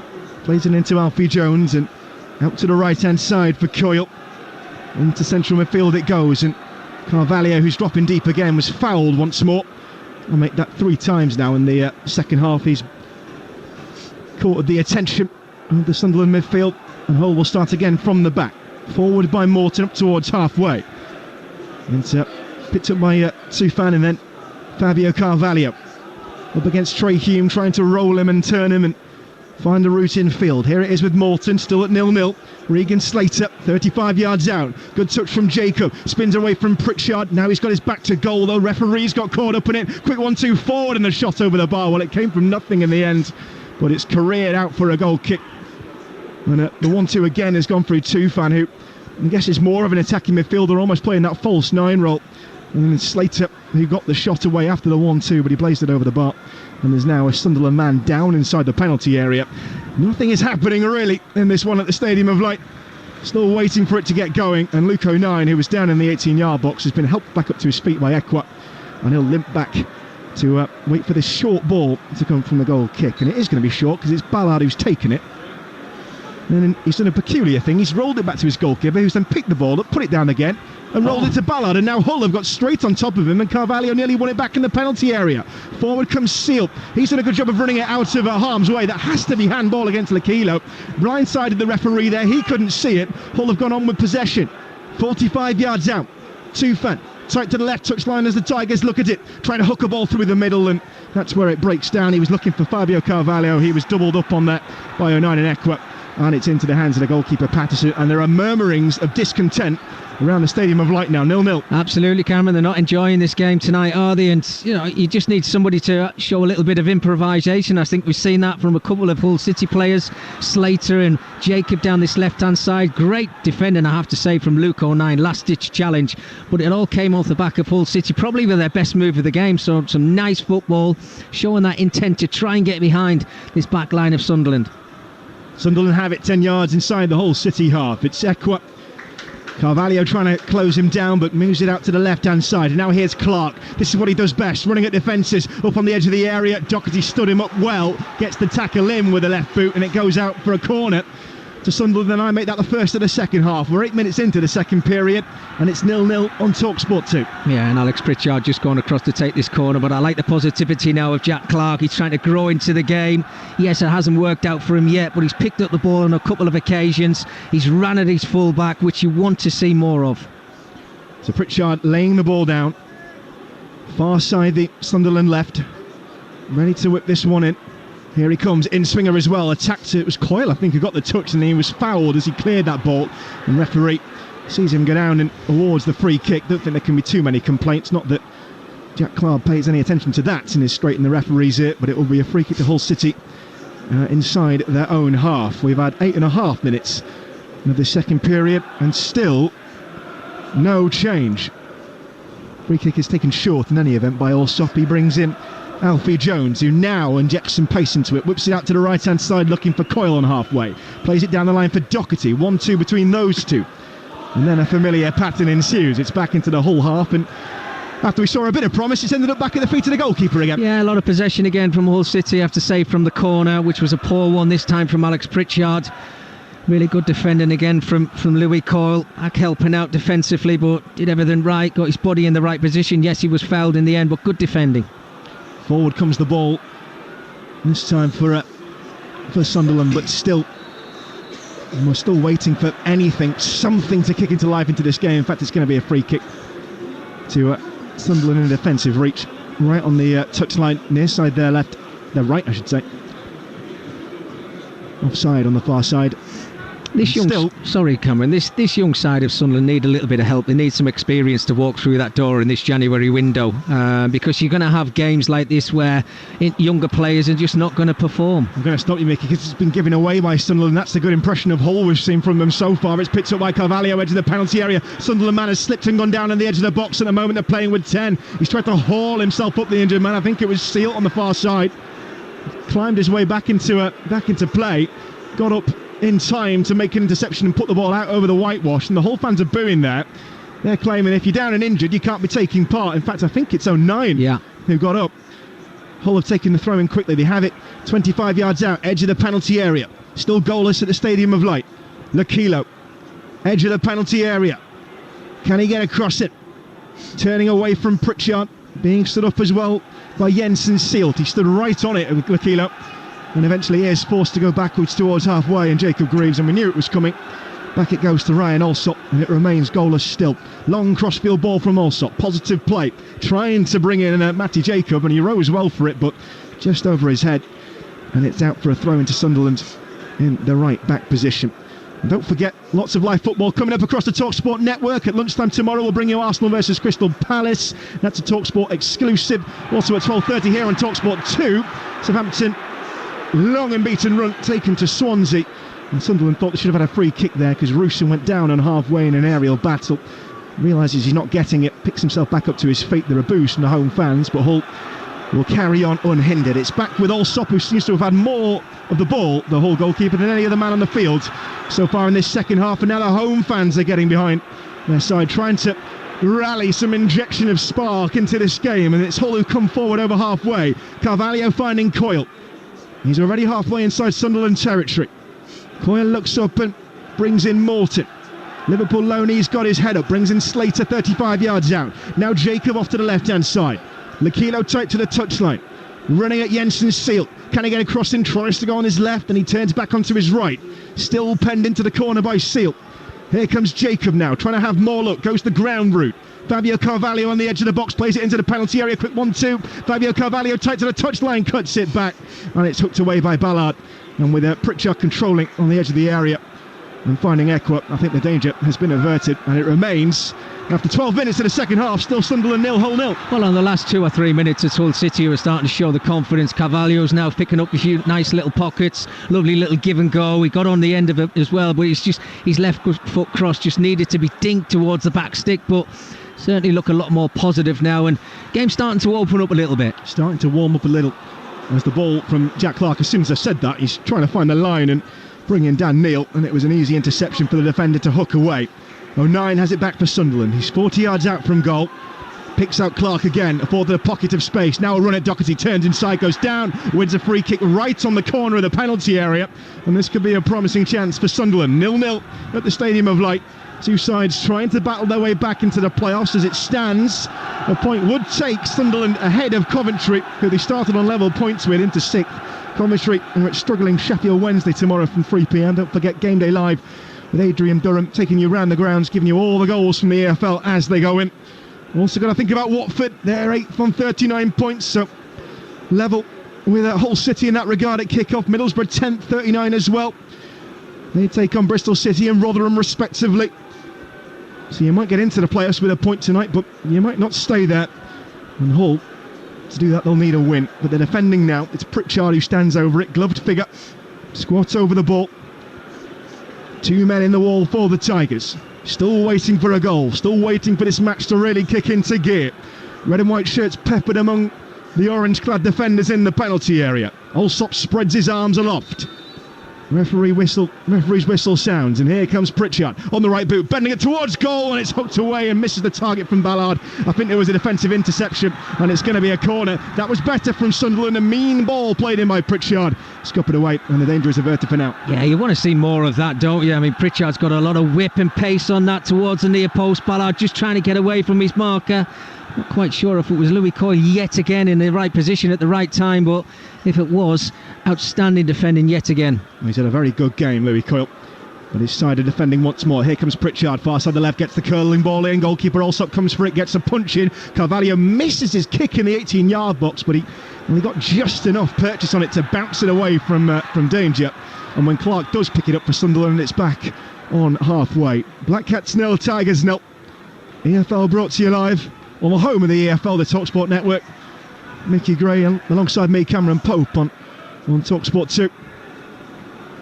And don't forget, another playoff chasing side, Norwich, travelling to West Brom tomorrow. That's your 3 p.m. commentary on Talksport 2 with Ian Dancer and the former England international Dean Ashton. And as Sunderland look to come forward with Trey Hume, 10 yards inside the whole half, back over halfway into their own reaches with O'Nien. He was body checked by Fabio Carvalho. Gets the ball away forward though, brings in Neil edge of the penalty area. Backwards to Clark, difficult ball for him to control, and it allowed Doherty to steal in and get it away from him. Good tackle by Greg Doherty. And away, up towards halfway it goes, with the scoreline still at 0-0. And well, we've seen it flicker into life in the last few minutes, Mickey Gray. Yeah, we have, and you mentioned there, Cameron, about cats and tigers. I think we've seen kittens and cubs so far, haven't we? I think we've got to try and change that round as quick as we possibly can and get some life into this game. But you're right, it's starting to open up a little bit now. Look, there's still been a lot of mistakes, but we are starting to see a little bit more quality from both sides. But it's all down to that final third. Who's got that bit of quality just to break the deadlock?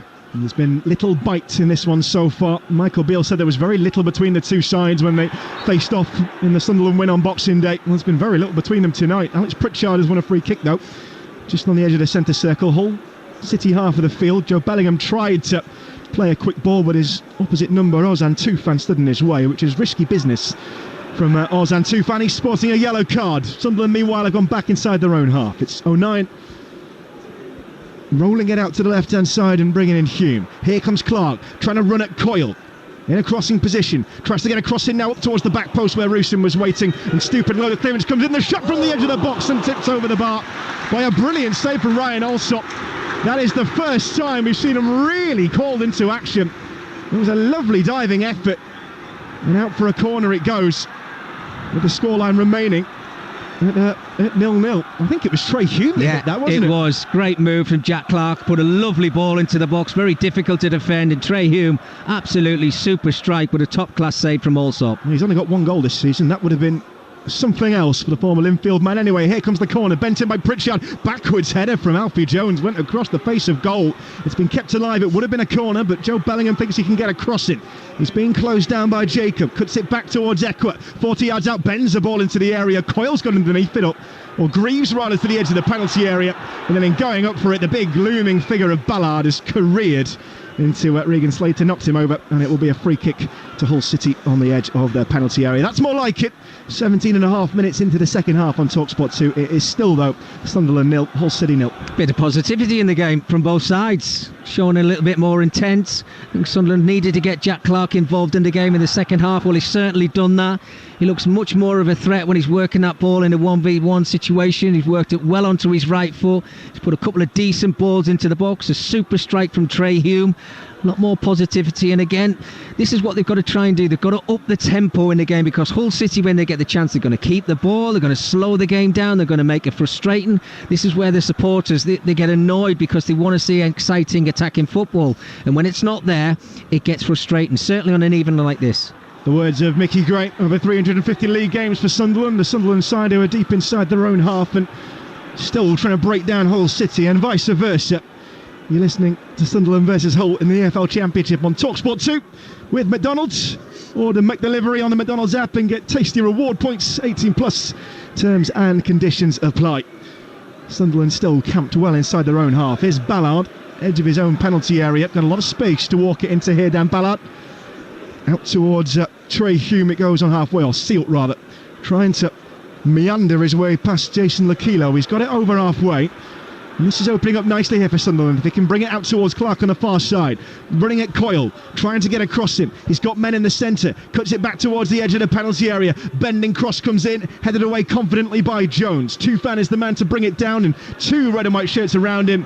Goes down rather softly, looking for a free kick with it coming together with 09, and the referee motions for him to get back to his feet, and he has to, because Ekwa is bringing it forward, and just when the move looked on, he's played it straight to a whole man. It's now rebounded towards Joe Bellingham, edge of the area. Bellingham with a shot, but he slams it into the body of a defender. Danger still there. Coming forward is Neil, whipped out to the left hand side again for Clark. He's waiting, he's running at Coyle, he crosses, and it's put past the post and out for a corner. Well, it must have been an intervention. I think it was Rusin who got the attacking touch. Defender's body flying in the way, swerves it round the post, and a more attacking Sunderland have got a corner. It's 0-0. Well, it's incredible, isn't it? Your biggest threat on the pitch is getting on the ball a lot more. He's making things happen. Jack Clark on that left hand side, this time getting to the byline, puts a lovely ball back towards the near post. I just wonder whether Rusin could have let that one go in between his legs. I think it was Dan Neal who was waiting in just behind him for a simple tap in, but a lot more positivity. Another Pritchard corner then. Far side, the Sunderland left. Still goalless in this game on Talksport 2. Here it comes, bent in towards the goalkeeper. Heads go up, and this time it will be a goal kick. When it's skittered away, I think off the head of Dan Ballard, who got up at the near post. Tried to flick it towards the back stick and didn't get enough purchase on it to make a save, to force a save out of Allsop, but nor to bring in anybody else. And it's going on at 0-0. We're going to see the first change of the game, and Billy Sharp is going to make his way on for Hull City. Signed late in December. A man who knows about being promoted from this division to the Premier League twice with Sheffield United. Once for Southampton, he's scored goals wherever he's been. And they need a goal now. It's Ozan Tufan who's come off, who's one of the 5 Hull players on a yellow card. And on goes Billy Sharp to line up in the centre of attack. So like for like swap. In fact, it's more of an out striker, but the veteran Sharp is perhaps not suited to a full 90 minutes. And you think of the men they've got out, and missing Aaron Connolly, Jayden Philogene, Liam Delap, between them 21 goals in all competitions. Mickey, it's hard to replace. Yeah, no, it certainly is, and I think Billy Sharp obviously been playing over in America. We don't know what his match fitness is like. He's not a spring chicken anymore as well, but I did say bringing somebody like him in to squad is absolutely key for final 25-30 minutes of games, because he's a goal poacher, and when things aren't going your way, he just waits for that one opportunity. He certainly knows how to score goals, so he's a real threat tonight. And here's a threat from Sunderland, far side there left, with Clark trying to bend across in deep towards the back post, and Sealt was arriving, but the cross was too close to the goalkeeper, and also commanded his box well there to take that one out of the air, and the promising chance comes to nothing. Back in the hands of the goalkeeper. Still at 0-0. 22 minutes played. Stick with us over the weekend on the Talksport network. Game Day Live again, coming to you tomorrow from 2:30 with Adrian Durham. We've got live commentaries on Sunday. Leeds versus Preston at midday on Talksport 2. Manchester City versus Liverpool in the Women's Super League. Action continues into Monday as well in the Championship. The top 2, Leicester versus Ipswich at 8 p.m. Here comes Joe Bellingham, 35 yards out on the right foot, and it took a deflection. It'll go out for a corner. Flying in the way of it was Matty Jacob in the 18-yard box, and it was one of those awkward spins up off the underside of his boot. Could have gone anywhere, and in the end it arcs around the post, which was, to his credit, well guarded by Ryan Allsop, and it's out for another Sunderland corner, still goalless. Yeah, some of these strikes are coming from the edge of the 18-yard box, but you don't mind that at times a slight little deflection. This time Joe Bellingham getting his shot away. Had 4 Hull City players trying to close him down. Lindsay side, another corner where Pritchard's quality is now starting to get better. Here it comes. Pritchard raises his hand in the air, whips in another dangerous in-swing. A man went down in the penalty area for Sunderland. It was Sealt, but no complaints really, and the header away once again from Coyle, who's been a rock at the back for Hull City. Here's Ekwa, 35 yards out, maybe a shooting opportunity, and he takes it, maybe wishes he hadn't, got right underneath it, proper sand wedge of a shot with his left boot, flies over the penalty area, no danger to the goalkeeper, and it remains 0-0. Mickey Gray. Well, he just never got himself set, Pierre Ekwa, did he? I think, he was urged on by the Sunderland supporters to get his shot away, but if it's not right to strike, then you just got to get your head up. You've got to compose yourself a little bit more and just take that extra pass if you need to. They're in a good position. They had a lot of players forward. It was a big opportunity, and it's just a really poor shot from Ekwa. The two managers are outstood in their technical areas as we welcome listeners from Talksport to this a game that's grown in stature in the second half and in excitement, but it's still very much goalless between Sunderland and Hull. You can see Liam Rossini is marching around in his technical area in a tracksuit and puffer jacket. Michael Beale with his blue tracksuit on, hands in pockets, looking on as we've got a Hull man down on the far side. That's why we haven't got back into action. We've seen steadily more chances, most of them for Sunderland in this second period. We are about to get going again and underway, but it's been one of those games where the temperature is low and the tempo is flat, and it's Alsop who drops the ball down in front of him, level with the edge of his own penalty area. Coyle has got himself back to his feet now for Hull City, when his goalkeeper can get us back into life. We've had 69 and a half minutes of this championship clash, both sides trying to eke their way into the top six. Sunderland outside of it on goal differential, all a point behind. That long ball downfield has caused problems here. Goalkeepers had to come for it. Patterson went flying in, and a corner it will be. Well, it was an awkward bounce that was left by the defender. Patterson came across, jumped for it, maybe took a bit of the Hull man with him. He's knocked it out for a corner. He's now landed awkwardly on his shoulder. Eyes were on the referee, just pointed to a corner, nothing more. But there's a bit of concern here because Sunderland's young goalkeeper, having come out, is down in a heap on the floor and is groggily pulling himself to his feet. Yeah, I think it was Billy Sharp who was involved in the collision as well with Anthony Patterson. It was a save that he had to make, and when I say save, basically just had to try and clear his lines, but Billy Sharp was not going to make it easy for him. I think eventually Patterson's got himself back to his feet. It looks like he's holding on to that arm a little bit. And this is a real threat because Hull City have got a corner. Well, the corner to come in from far side the Hull right. Not seen much of him in an attacking sense last 10. It's dummied by Greaves into the penalty area. Got to get this clear. Sunderland. Pritchard with his back to goal, trying to get it away. It's picked up by Jones. Out to the right hand side. Here comes across towards the edge of the area. Oh, what a goal! What a brilliant goal! Well, it desperately needed something. But a brilliant finish from Fabio Carvalho, who turned and volleyed with sweetness and nous befitting of a player who will go to the very, very top of the game. He's turned on the 18-yard box. He slammed it into the roof of the net. And with a bit of spark at long, long last, it is Sunderland 0, Hull City 1. Well, what a brilliant strike. We said he's been very quiet in this game, Fabio Carvalho. Well, you give a player with that quality, that much space, the ball is going to find its way into the back of the net. It's worked really well down the right-hand side from the corner.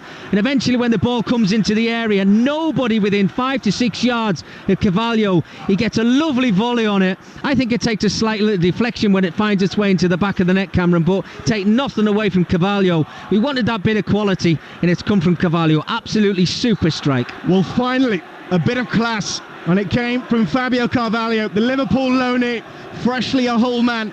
He's given us something to talk about at long last, and it's a goal we'll keep talking about, I feel. The score, Sunderland 0, Hull City 1. And it's Ballard who's putting the pressure, and now there is pressure on Sunderland. Edge of his penalty area, Sharp is following him the whole way. Ekwa goes down under the challenge of Fabio Carvalho. Referee doesn't give it the first time, but when Billy Sharp comes across to at his tuppence-worth, he's barged off the ball and gives the free kick. It is 09 who will start inside his own half by 20 yards or so. Ballard picks out Hume on the edge of the penalty area. We should say in the aftermath of that goal, by the way, that Nazari Rusin was pulled off was withdrawn by Michael Beale for Sunderland, and Luis Hemir has come on. He's been out injured for a long time. He was brought in the summer from Benfica B for €500,000, but he's not played since late November in the loss to Huddersfield. So men back when Sunderland really need it. He's featured in a couple of matchday squads. They need him to find a goal now, and he hasn't got any this season. Off we go with Sunderland, looking for Jack Clark on the left flank. He might be the man who can save them now. Hull set to go above Sunderland in the rush for the playoffs. Here's Ekwa, 35 yards out. Sunderland need a response. Pritchard standing on it, 40 yards out, crossing to the penalty area. He was looking for Hemir, doesn't find him. Ekwa goes in for it, won by Carvalho. He's got the win behind him now. Out towards the right-hand side for Sunderland, coming forward into the penalty area. Seal tries to dummy and get it onto his left foot, but it was well read there by Matty Jacob, and it's slammed clear by Jason Lokilo. And it looked like Sunderland were the side who were picking up a bit of vigour in this second half, but that goal has changed everything. Yeah, you've got to make that possession and that threat in the final third. You've got to make a count. If you don't make a count, then it only takes one opportunity. And Hull City, the opposition, have certainly made themselves count. They got that corner, they kept the ball alive. What an outstanding finish it was. Here comes Clark looking for a finish of his own. Can he provide also into the penalty area up against Greg Doherty? He's been forced away from goal. Back to Ekwa. This could be a chance. 30 yards out. Let's rip, but it's flown wide of the post. And it's never a good sign when a goalkeeper's got his arms wide and outstretched, rooted to the spot. It looked good from up here, with side on angle for myself and Mickey Gray. But I think a few Sunderland fans behind the goal were shaking their heads at the sight of that one flying by.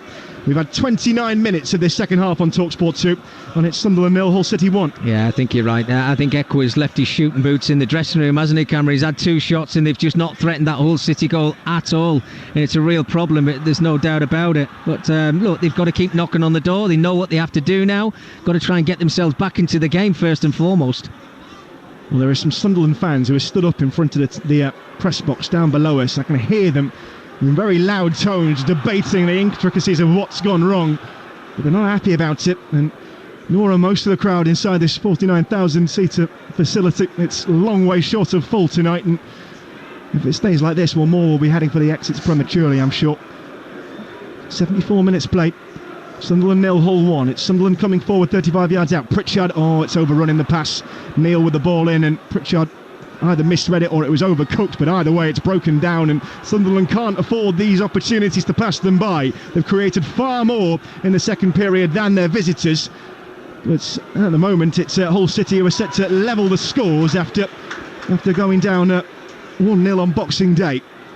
And it's a rare one that teams will come across each other in games in such close proximity, and both have been similar in the way that there's been very little between the two sides. But that goal certainly came against the run of play, and Hull seem to have a new confidence about them now. It's Jacob to take the throw in from the left back position. Goes over the head of Billy Sharp, and Lakila will chase it down into the Sunderland half, where 09 will pick it up. Deepest lying red and white shirt forward to Joe Bellingham, who's almost playing as a central midfielder now. He's dropped so deep, Mickey. Yeah, well, I mean, they've got to try and make something happen now, haven't they, Sunderland? Somebody's got to go out there, they take that risk. Jack Clark's been a little bit more lively in the second 45 minutes, but it's that final third. Where's the creativity? If it's not coming from Jack Clark, I'm just wondering where it's going to come from. You need somebody getting in behind him if you possibly can. Somebody breaking the neck to get themselves in the box, to get on the end of one of his crosses. Here comes the cross, possibly from Clark. He cuts it back towards the 18-yard box, and Ekwa was waiting there. Billy Sharp played it back into his penalty area to get it cleared, and Matty Jacob did just that. But it seemed to spur the home fans on. They're wanting a charge into the penalty area. They've got the ball with Ballard 45 yards out. So look, 1-0 to Hull City. This game coming to you live on Talksport 2, your home of the EFL. Clark far side, the Sunderland left.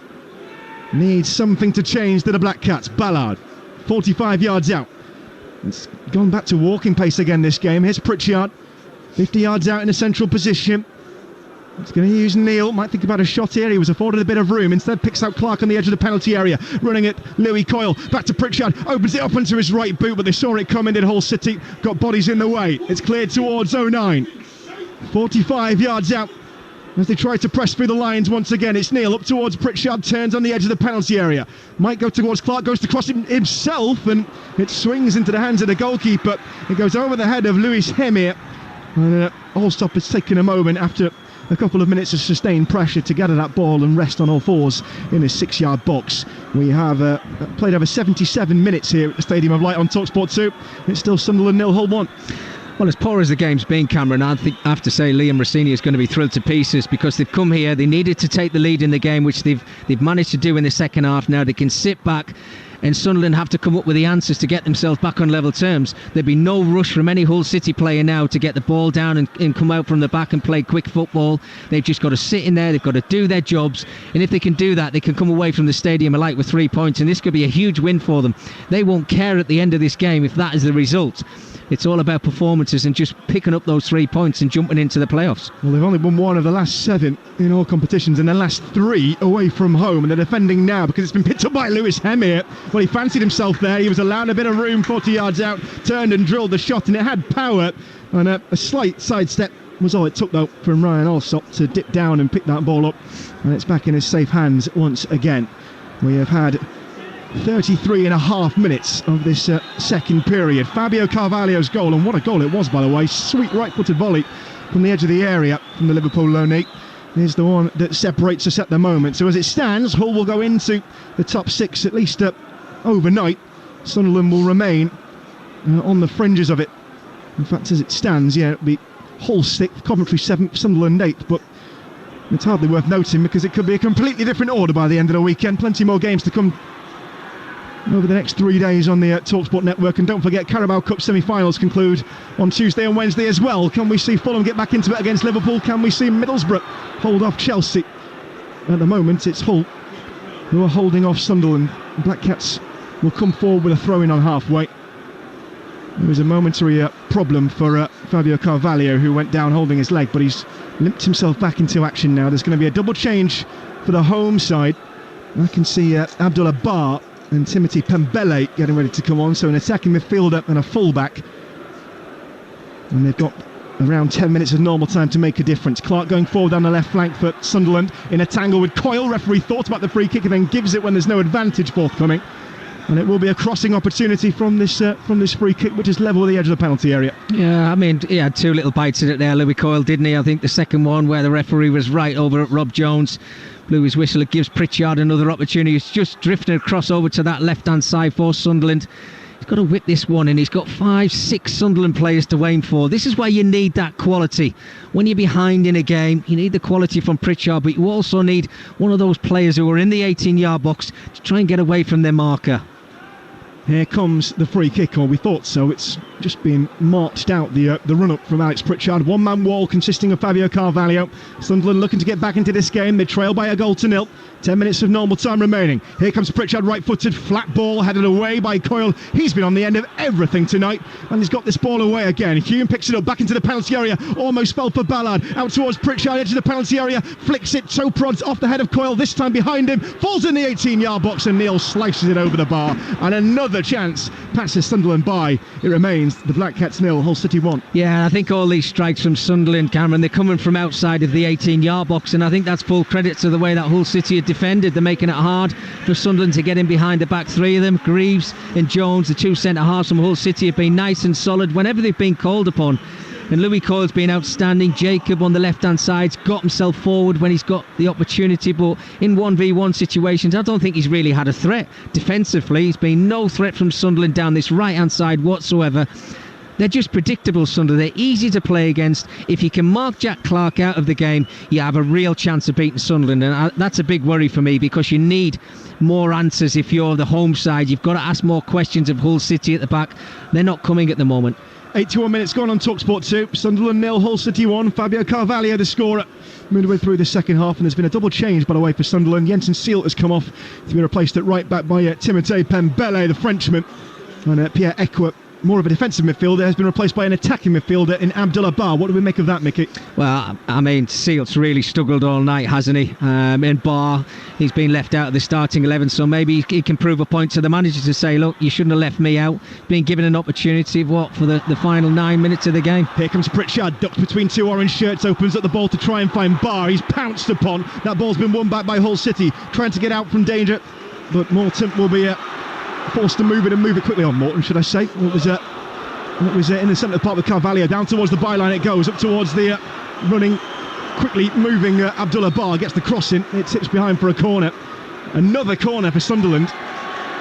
And a yellow card has gone to the goalkeeper, I think, this time. Ryan Alsop joins the club. Well, he was having a word with Rob Jones when Sunderland were making the substitution. It was he and Louis Coyle who were in the referee's ear. Not sure what the contention was, but either way, he's had one word too many and he's gone into the referee's book. So, a change in order for Hull City. It's going to be Sean McLaughlin who comes on. And is that Fabio Carvalho that they're bringing off? It is, the goal scorer. Off he goes. He's not been playing much football in the first half of the season. No, so he's been on there, he's done his job, he's got his goal. A massive hug from Liam Rosenia. I'd be thrilled to pieces. It's minutes under his belt, and it gives McLaughlin the opportunity, maybe just to show Hull up to see this game out. So on comes McLaughlin, a centre-back for an attacking midfielder, and they're defending straight away. Hull lead by a goal to nil, but it's Sunderland with the corner. Pritchard, right-footed, outswinger, hits the first man. It's the cardinal sin of taking a corner, and it's powerfully headed away for a Sunderland throw-in, but 40 yards away from the corner flag, and they still trail after 83 minutes on Talksport 2. Need something to change to Sunderland. Can Joe Bellingham be the man who changes that? He's got the ball in the centre circle, Hull half of the field. Out towards the near side right touchline it comes, and Timotei Pembele trying to roll his man, cuts it backwards towards Barr. Barr, corner of the penalty area, into Pritchard, move quickly, but it's behind Pembele. And Lakilo can steal onto it, and the ball is slammed away from danger. And again, Sunderland will have to start from square one. 84 reading on the stadium clock now. Dan Neil in the centre circle. Joe Bellingham 10 yards further forward, trying to advance into the attacking third, and there was a pass on down the flank if you'd seen it towards Pembele, and there are groans from the home fans. He's kept the ball in midfield as Joe Bellingham. 1-2 with Barr. They'll keep exchanging passes, and now Bellingham can come forward. 35 yards out, Pritchard trying to play an attacking ball. The man's cleaned out on the edge of the penalty area. Forward comes Pembele. It ricochets back off him, out for a dead ball, and it's going to be a goal kick to Hull City, and it remains the Tigers who lead by a goal to nil in the North East. Well, time's ticking out now, isn't it? 6 minutes of normal time remaining in the game, and whatever's going to get added on to that as well. I mean, Michael Beale's made those changes. Barr's not really got himself involved in the game as of yet. Emir's had one opportunity, wasn't really a threat to that Hull City goal. Pembele trying to work hard down this right-hand side, but I just don't think they've come up with the right answers tonight. Cameron, I've got to be honest with you, Sunderland to win this football match, and you think there's moans and groans now. You wait till that full-time whistle goes. If this result stays the way that it is, they will not be happy, these Sunderland supporters. They expected to come to the stadium tonight to maybe pick up 3 points against a really good side in Hull City, I have to say. But this is not where Sunderland need to be. It was progression why Michael Beale was brought into this club. Well, I'm yet to see it.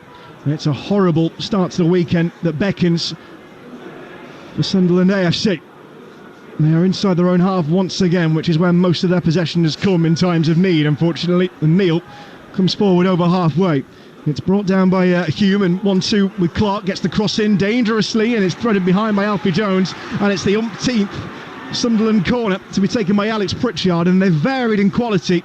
He's smashed a few into the first man. He's hit some lovely curling balls that Allsop's had to deal with. And 40,000 is the gate. I'm not too sure about that. I think that's been tickets counter, because there are more than 9,000 empty seats. But those who have remained are holding out hope for a late equaliser. 4 minutes of normal time remaining. Pritchard on the corner, bends it in. It's headed away by Greaves, and a man's gone down at the back post there. Ballard it was. A couple of rumblings from the home fans. Nothing given by the referee as Barr attacks. Right edge of the penalty area. Cuts it back. Hume bends it in. Misses the head of Hemir. Headed away towards the edge of the penalty area. Can they start something again? This time a run down the left-hand side, but the tackle comes in from Matty Jacob. And out it goes for another corner to Sunderland. Can they do anything with it? We are ticking towards full time. Dan Ballard still having a word with the linesman there. He thought he was dragged to the ground. I think it was McLaughlin who dragged him down. I'm not quite sure. We haven't got replays to see what happened, but they have another chance right now. Pritchard, can he make it count? On the right boot, again an in-swinger, flicks on into a massive defenders, and somehow it's ended up in the hands of the goalkeeper. Well, Ballard with a flick backwards, he dived towards the front post, knocks it into an area that was densely populated with orange shirts, and then Allsop goes down, comes up with the ball. He's then stayed on his haunches, and the referee coming across has just had a word with him and said, mate, remember you're on a yellow card? Yeah, he suddenly picked himself up. Oh my goodness, I mean... Well, now he's put the ball down. The referee's come across, he's checking he's okay. The referee's now called a stoppage, and he's, I thought he was unfastening his glove there, Ryan Allsop. In the meantime, there's going to be a change for Hull City. Lakilo is coming off, and making his way on is the Iranian Aliyar Sayadmanesh to close out the final few minutes. And finally we are back underway, because after all that kerfuffle, Allsop is okay. The referee drops the ball to him, and he waits for Lewis Hemir to come and close him down, picks the ball up, and finally off we go. And in that, Sharab, we've had a minute further elapse, which means only 2 1/4 remain for Sunderland to get back into this game. Well, we did see Rob Jones. He had his arm with his wristwatch up in the air, didn't he, just to make sure that everybody in the stadium knew that he'd stopped the clock. But Ryan Allsop, I think he was just playing the game there. As that corner come in, he had 4 of his own defenders around him, and I think he got a back heel into his face. He's still been rubbing it as I've been watching the game as it's progressing. But yeah, as I said, Cameron, they've got themselves in front. They're not going to rush until they hear that final whistle. Patterson's played an awkward ball. He smacked it into Billy Sharp. It comes away from the Hull man, though. Rebounds into Sunderland hands, and there is a free kick that's given on the end of it. I thought for handball, maybe, that was given against Aliyar Sayadmanesh. And now another yellow card has come out, and that was thrown into a crowd of Hull players. I haven't seen who it's gone for officially. Well, have to check in on that, but I want to go back to the clearance from Patterson, who waited and waited, then slammed it into the body of Billy Sharp. Could have gone horribly awry. Does remain Sunderland 0, Hull 1. Yeah, sums up the performance, doesn't it? Scrappy things like that when you've got no pressure on you whatsoever. You're just trying to clear your lines with basically no pressure on you whatsoever. And again, Anthony Patterson, the Sunderland goalkeeper, he's not been called upon too much, but when he has been, you've got to make sure that things that you do are precise, certainly as a goalkeeper. Here's Ballard. He's the deepest lying Sunderland shirt, but he's still 20 yards inside the whole half as the Black Cats chase this game into the final minute of normal time. Wide it goes towards Jack Clark. Crossing position, dangerous one. He's found Hemme with his back to goal, tries to tee up Alex Pritchard, but it was the wrong option because he was already marked out in the game, and the ball is cleared by Regan Slater out of the whole half, and Sunderland are forced to go again. They need a generous helping here, the home side have added time, the extent of which we'll discover in around 30 seconds time. Sunderland have a throw, and he's moving a little gingerly. Is Abdullah Bar? It's because he's lost his boot, and it's a fluorescent yellow. And in the challenge, he's just hopped away, apologised to the referee, picked up his right shoe, and we're ready to go again. Ticking further towards a conclusion that does not suit Sunderland at all. Jack Clark coming down the left-hand flank, his side trailing by a goal to nil, cuts it back to Hume, now inside the penalty area, back out towards the edge of the box, cross the face of goal with the cross up towards Hemme, cleared away by Hull City. It drops on the edge of the box, and pouncing is Billy Sharp, helping out with the defensive effort. He then runs it backwards and diagonally into his defensive third before slamming the ball up the line. And out for a Sunderland throw as the board goes up and signifies something that might encourage Sunderland fans. 5 minutes of added time. We're into them now, Nicky Great. Well, they might as well push everybody forward and try and get something out of the game, or maybe cause the problem of losing the game 2-0, but who cares? You're playing out your home turf. Your form's been pretty good here, won 5 of the last 7. Got to try and get something out of it. Here comes the cross on the left-hand side, deep towards the back of the penalty area where Louis Hemme was in there, and there's a man down in red and white shirt as well. It's Ballard. And there are rumblings from all around. Some of the fans are heading for the exits at the Stadium of Light. Those who'd stayed behind had scant hope of a penalty, but the referee was on hand to see it. And no decision for him to make. And it's into the hands of Allsop again. And something tells me, Mickey, that he might take a little bit of time to release this ball. Yeah, absolutely. How is Dan Ballard involved yet again? He's been on the ground in Hull City's 18-yard box on a couple of occasions. This one, I think it was just a coming together. Physicality in the football game, there's no doubt about it, but not a penalty for me. Well, it's cleared out of the hands of Allsop, and Louis Hemme tried to block him as that ball was cleared away. By the way, it was Matty Jacob who picks up Hull's 7th yellow card of the game in that fracas in the Sunderland half a moment ago. That's been cleared up. And it's Jacob who will take the throw in for Hull City, 20 yards inside the Sunderland half. Tigers lead by a goal to nil. Fabio Carvalho's excellent volley 20 minutes from time is set to be the winner in a game that has otherwise lacked quality, particularly in an attacking sense. It's Pembele who takes a throw in for Sunderland now, back towards Ballard in his own penalty area. Into Patterson, the goalkeeper slays it out to the left-hand side this time. Sunderland need this ball down the field. We've had nearly 2 minutes of the 5 elapse already. It is Ballard on halfway, forward towards Barr, first time ball into Pembele, 1-2 between those two, then he tries a return ball. Barr hits the defender, Regan Slater, and out for a throw into Sunderland. And they have managed to work their way here, the Black Cats, halfway inside the whole half, but still this equaliser eludes them. Will it continue to do so? It's Neil springing it out to the left-hand side, trying to find Clark, who's coming up against an increasingly tired-looking Coyle, but Coyle has done well to get in front of the man. He goes down looking for a free kick. He's not going to get that, but he has managed to knock it out for a corner, just when Clark was advancing as he does best. He's been outstanding, Louis Coyle. He really has, even in the first half, which was really, really poor. He's done his job tonight in a 1v1 situation with Jack Clark. He's kept him very, very quiet. Absolutely superb defending. Well, here comes the corner. Sunderland trailing by a goal to nil on Talksport 2. Anthony Patterson has come up, the goalkeeper. Here comes Pritchard's ball. In swing it up towards Patterson. It's headed away into the 18-yard box. Is there going to be a shot on the end of this one? Out towards the left-hand side it goes. Here comes the return cross. Everybody up for Sunderland, still chasing this game. Slater away. It's out towards the edge of the penalty area with Neil trying to turn. He's conceded a free kick and holding off his man. And there are boos now cascading down from the terraces at the Stadium of Light. The yellow card has come out too. And if Sunderland is to find an equaliser in this game, it'll have to come very, very late, because with less than 2 minutes of added time remaining, they're going to have to defend a free kick, win the ball back, traverse the field here in the northeast, and do something they've failed to do, and properly test Ryan Allsop It's not looking likely on the balance of what we've seen. There's a momentary stoppage as we wait for this free kick to be taken. 90 seconds of the added 5 remaining. And on Talksport 2, it's Sunderland 0, Hull 1, Mickey Gray. Well, I see, Madesh, I mean, he stayed on the ground there, hasn't he? He's obviously felt a little bit of contact from Jack Clarke as he just shrugged him out the way.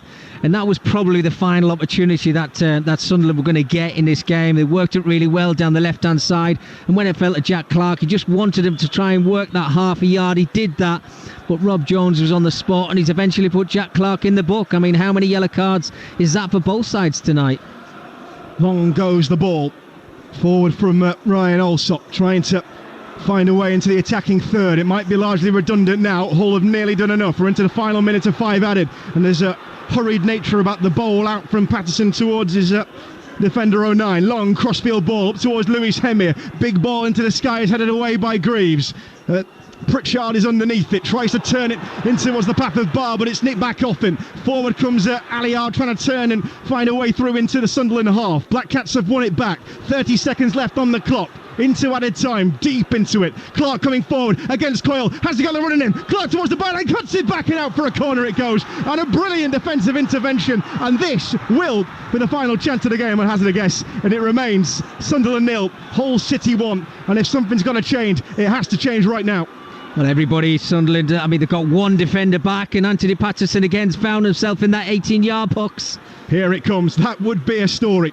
Alex Pritchard for the final time, possibly bends it towards the back post, heads go up, there's going to be a second chance here, goalkeepers come for it, scrambled away by the defence to the 18-yard box, we're on borrowed time, it's a terrible ball back in by Trey Hume, easily fielded away, and the referee puts his whistle to his lips, but the sound is drowned out by boos ringing out around the Stadium of Light. It was a lacklustre performance from Sunderland, way up the pace in this battle of playoff contenders. Hull City did just about enough. This game was light on quality, but in one moment it shone through. Fabio Carvalho, a volley sweet as anything from the edge of the penalty area, curving into the back of the net, and that's earned Hull City a massive 3 points in the context of the race for the top 6. The final score on Talksport 2, Sunderland 0, Hull City 1. Well, I said before the second half that we needed a spark, we needed a goal, and Hull's Fabio Carvalho gave us just that. His 71st minute effort deflected past Sunderland goalkeeper Anthony Patterson to lift the Tigers up to 6th in the table. A huge win for Hull, but where does that leave Sunderland? And more importantly, their manager Michael Beale. You just heard the fans at full time booing heavily if he thought he was getting them onside. Then think again. The full-time score, Sunderland 0, Hull City 1. Mickey Gray, you're there. You've just heard the boos. That's 2 wins from 7 now for Michael Beale. 4 defeats. How was that for Sunderland? Well, Darren, I mean, I'm looking for progression from this side. I don't put it down. Yeah, of course, you've got to criticise the players because they're the ones out there and they're the ones who've got to perform. But I don't see any structure. I don't see any change since Michael Beale's walked through the door. His record is absolutely shocking. You know, you're thinking about a man who's walked through the door at a really confident Sunderland playing side of things, and things are just not happening for him. I just don't know what he's changed. He's lost the support of the club already. I mean, he's only been here, for a couple of months. Where do you go from here? That was a shocking performance. It really was. Yeah, it certainly was. And we said at half-time they needed a spark. One of them. Could it be Jack Clarke? Could it be Fabio Carvalho? In the end, it was Carvalho that made the difference. Slight deflection, but all in all, would you say Hull deserved that? Well, if I'm completely honest with you, I don't think any side deserved to win that game, Darren. Let's be honest. But look, we wanted that little bit of quality, and we said that Carvalho was a threat for Hull City. And when the ball got put back into the box from Tyler Morton, he was in the right place at the right time. Look, he had nobody within 7 or 8 yards of him, and he's got his volley away. It's got that slight little deflection to take it away from Anthony Patterson. But it needed a spark in the second half. Sunderland, they rallied a little bit through Jack Clarke on that left-hand side, but there was no quality there. And they're too slow in the build-up. It gives Hull the opportunity to get everybody behind the ball. And when you're playing at home, you could sense the murmurs are growing louder and louder and louder in the stadium. And those boos at the end of the game, did not think I'd hear that this season at Stadium of Light. Yeah, certainly it was very loud coming through the screens as well. Mickey, Cameron, thanks very much for all your work on a tough night for Sunderland tonight. Thanks, mate.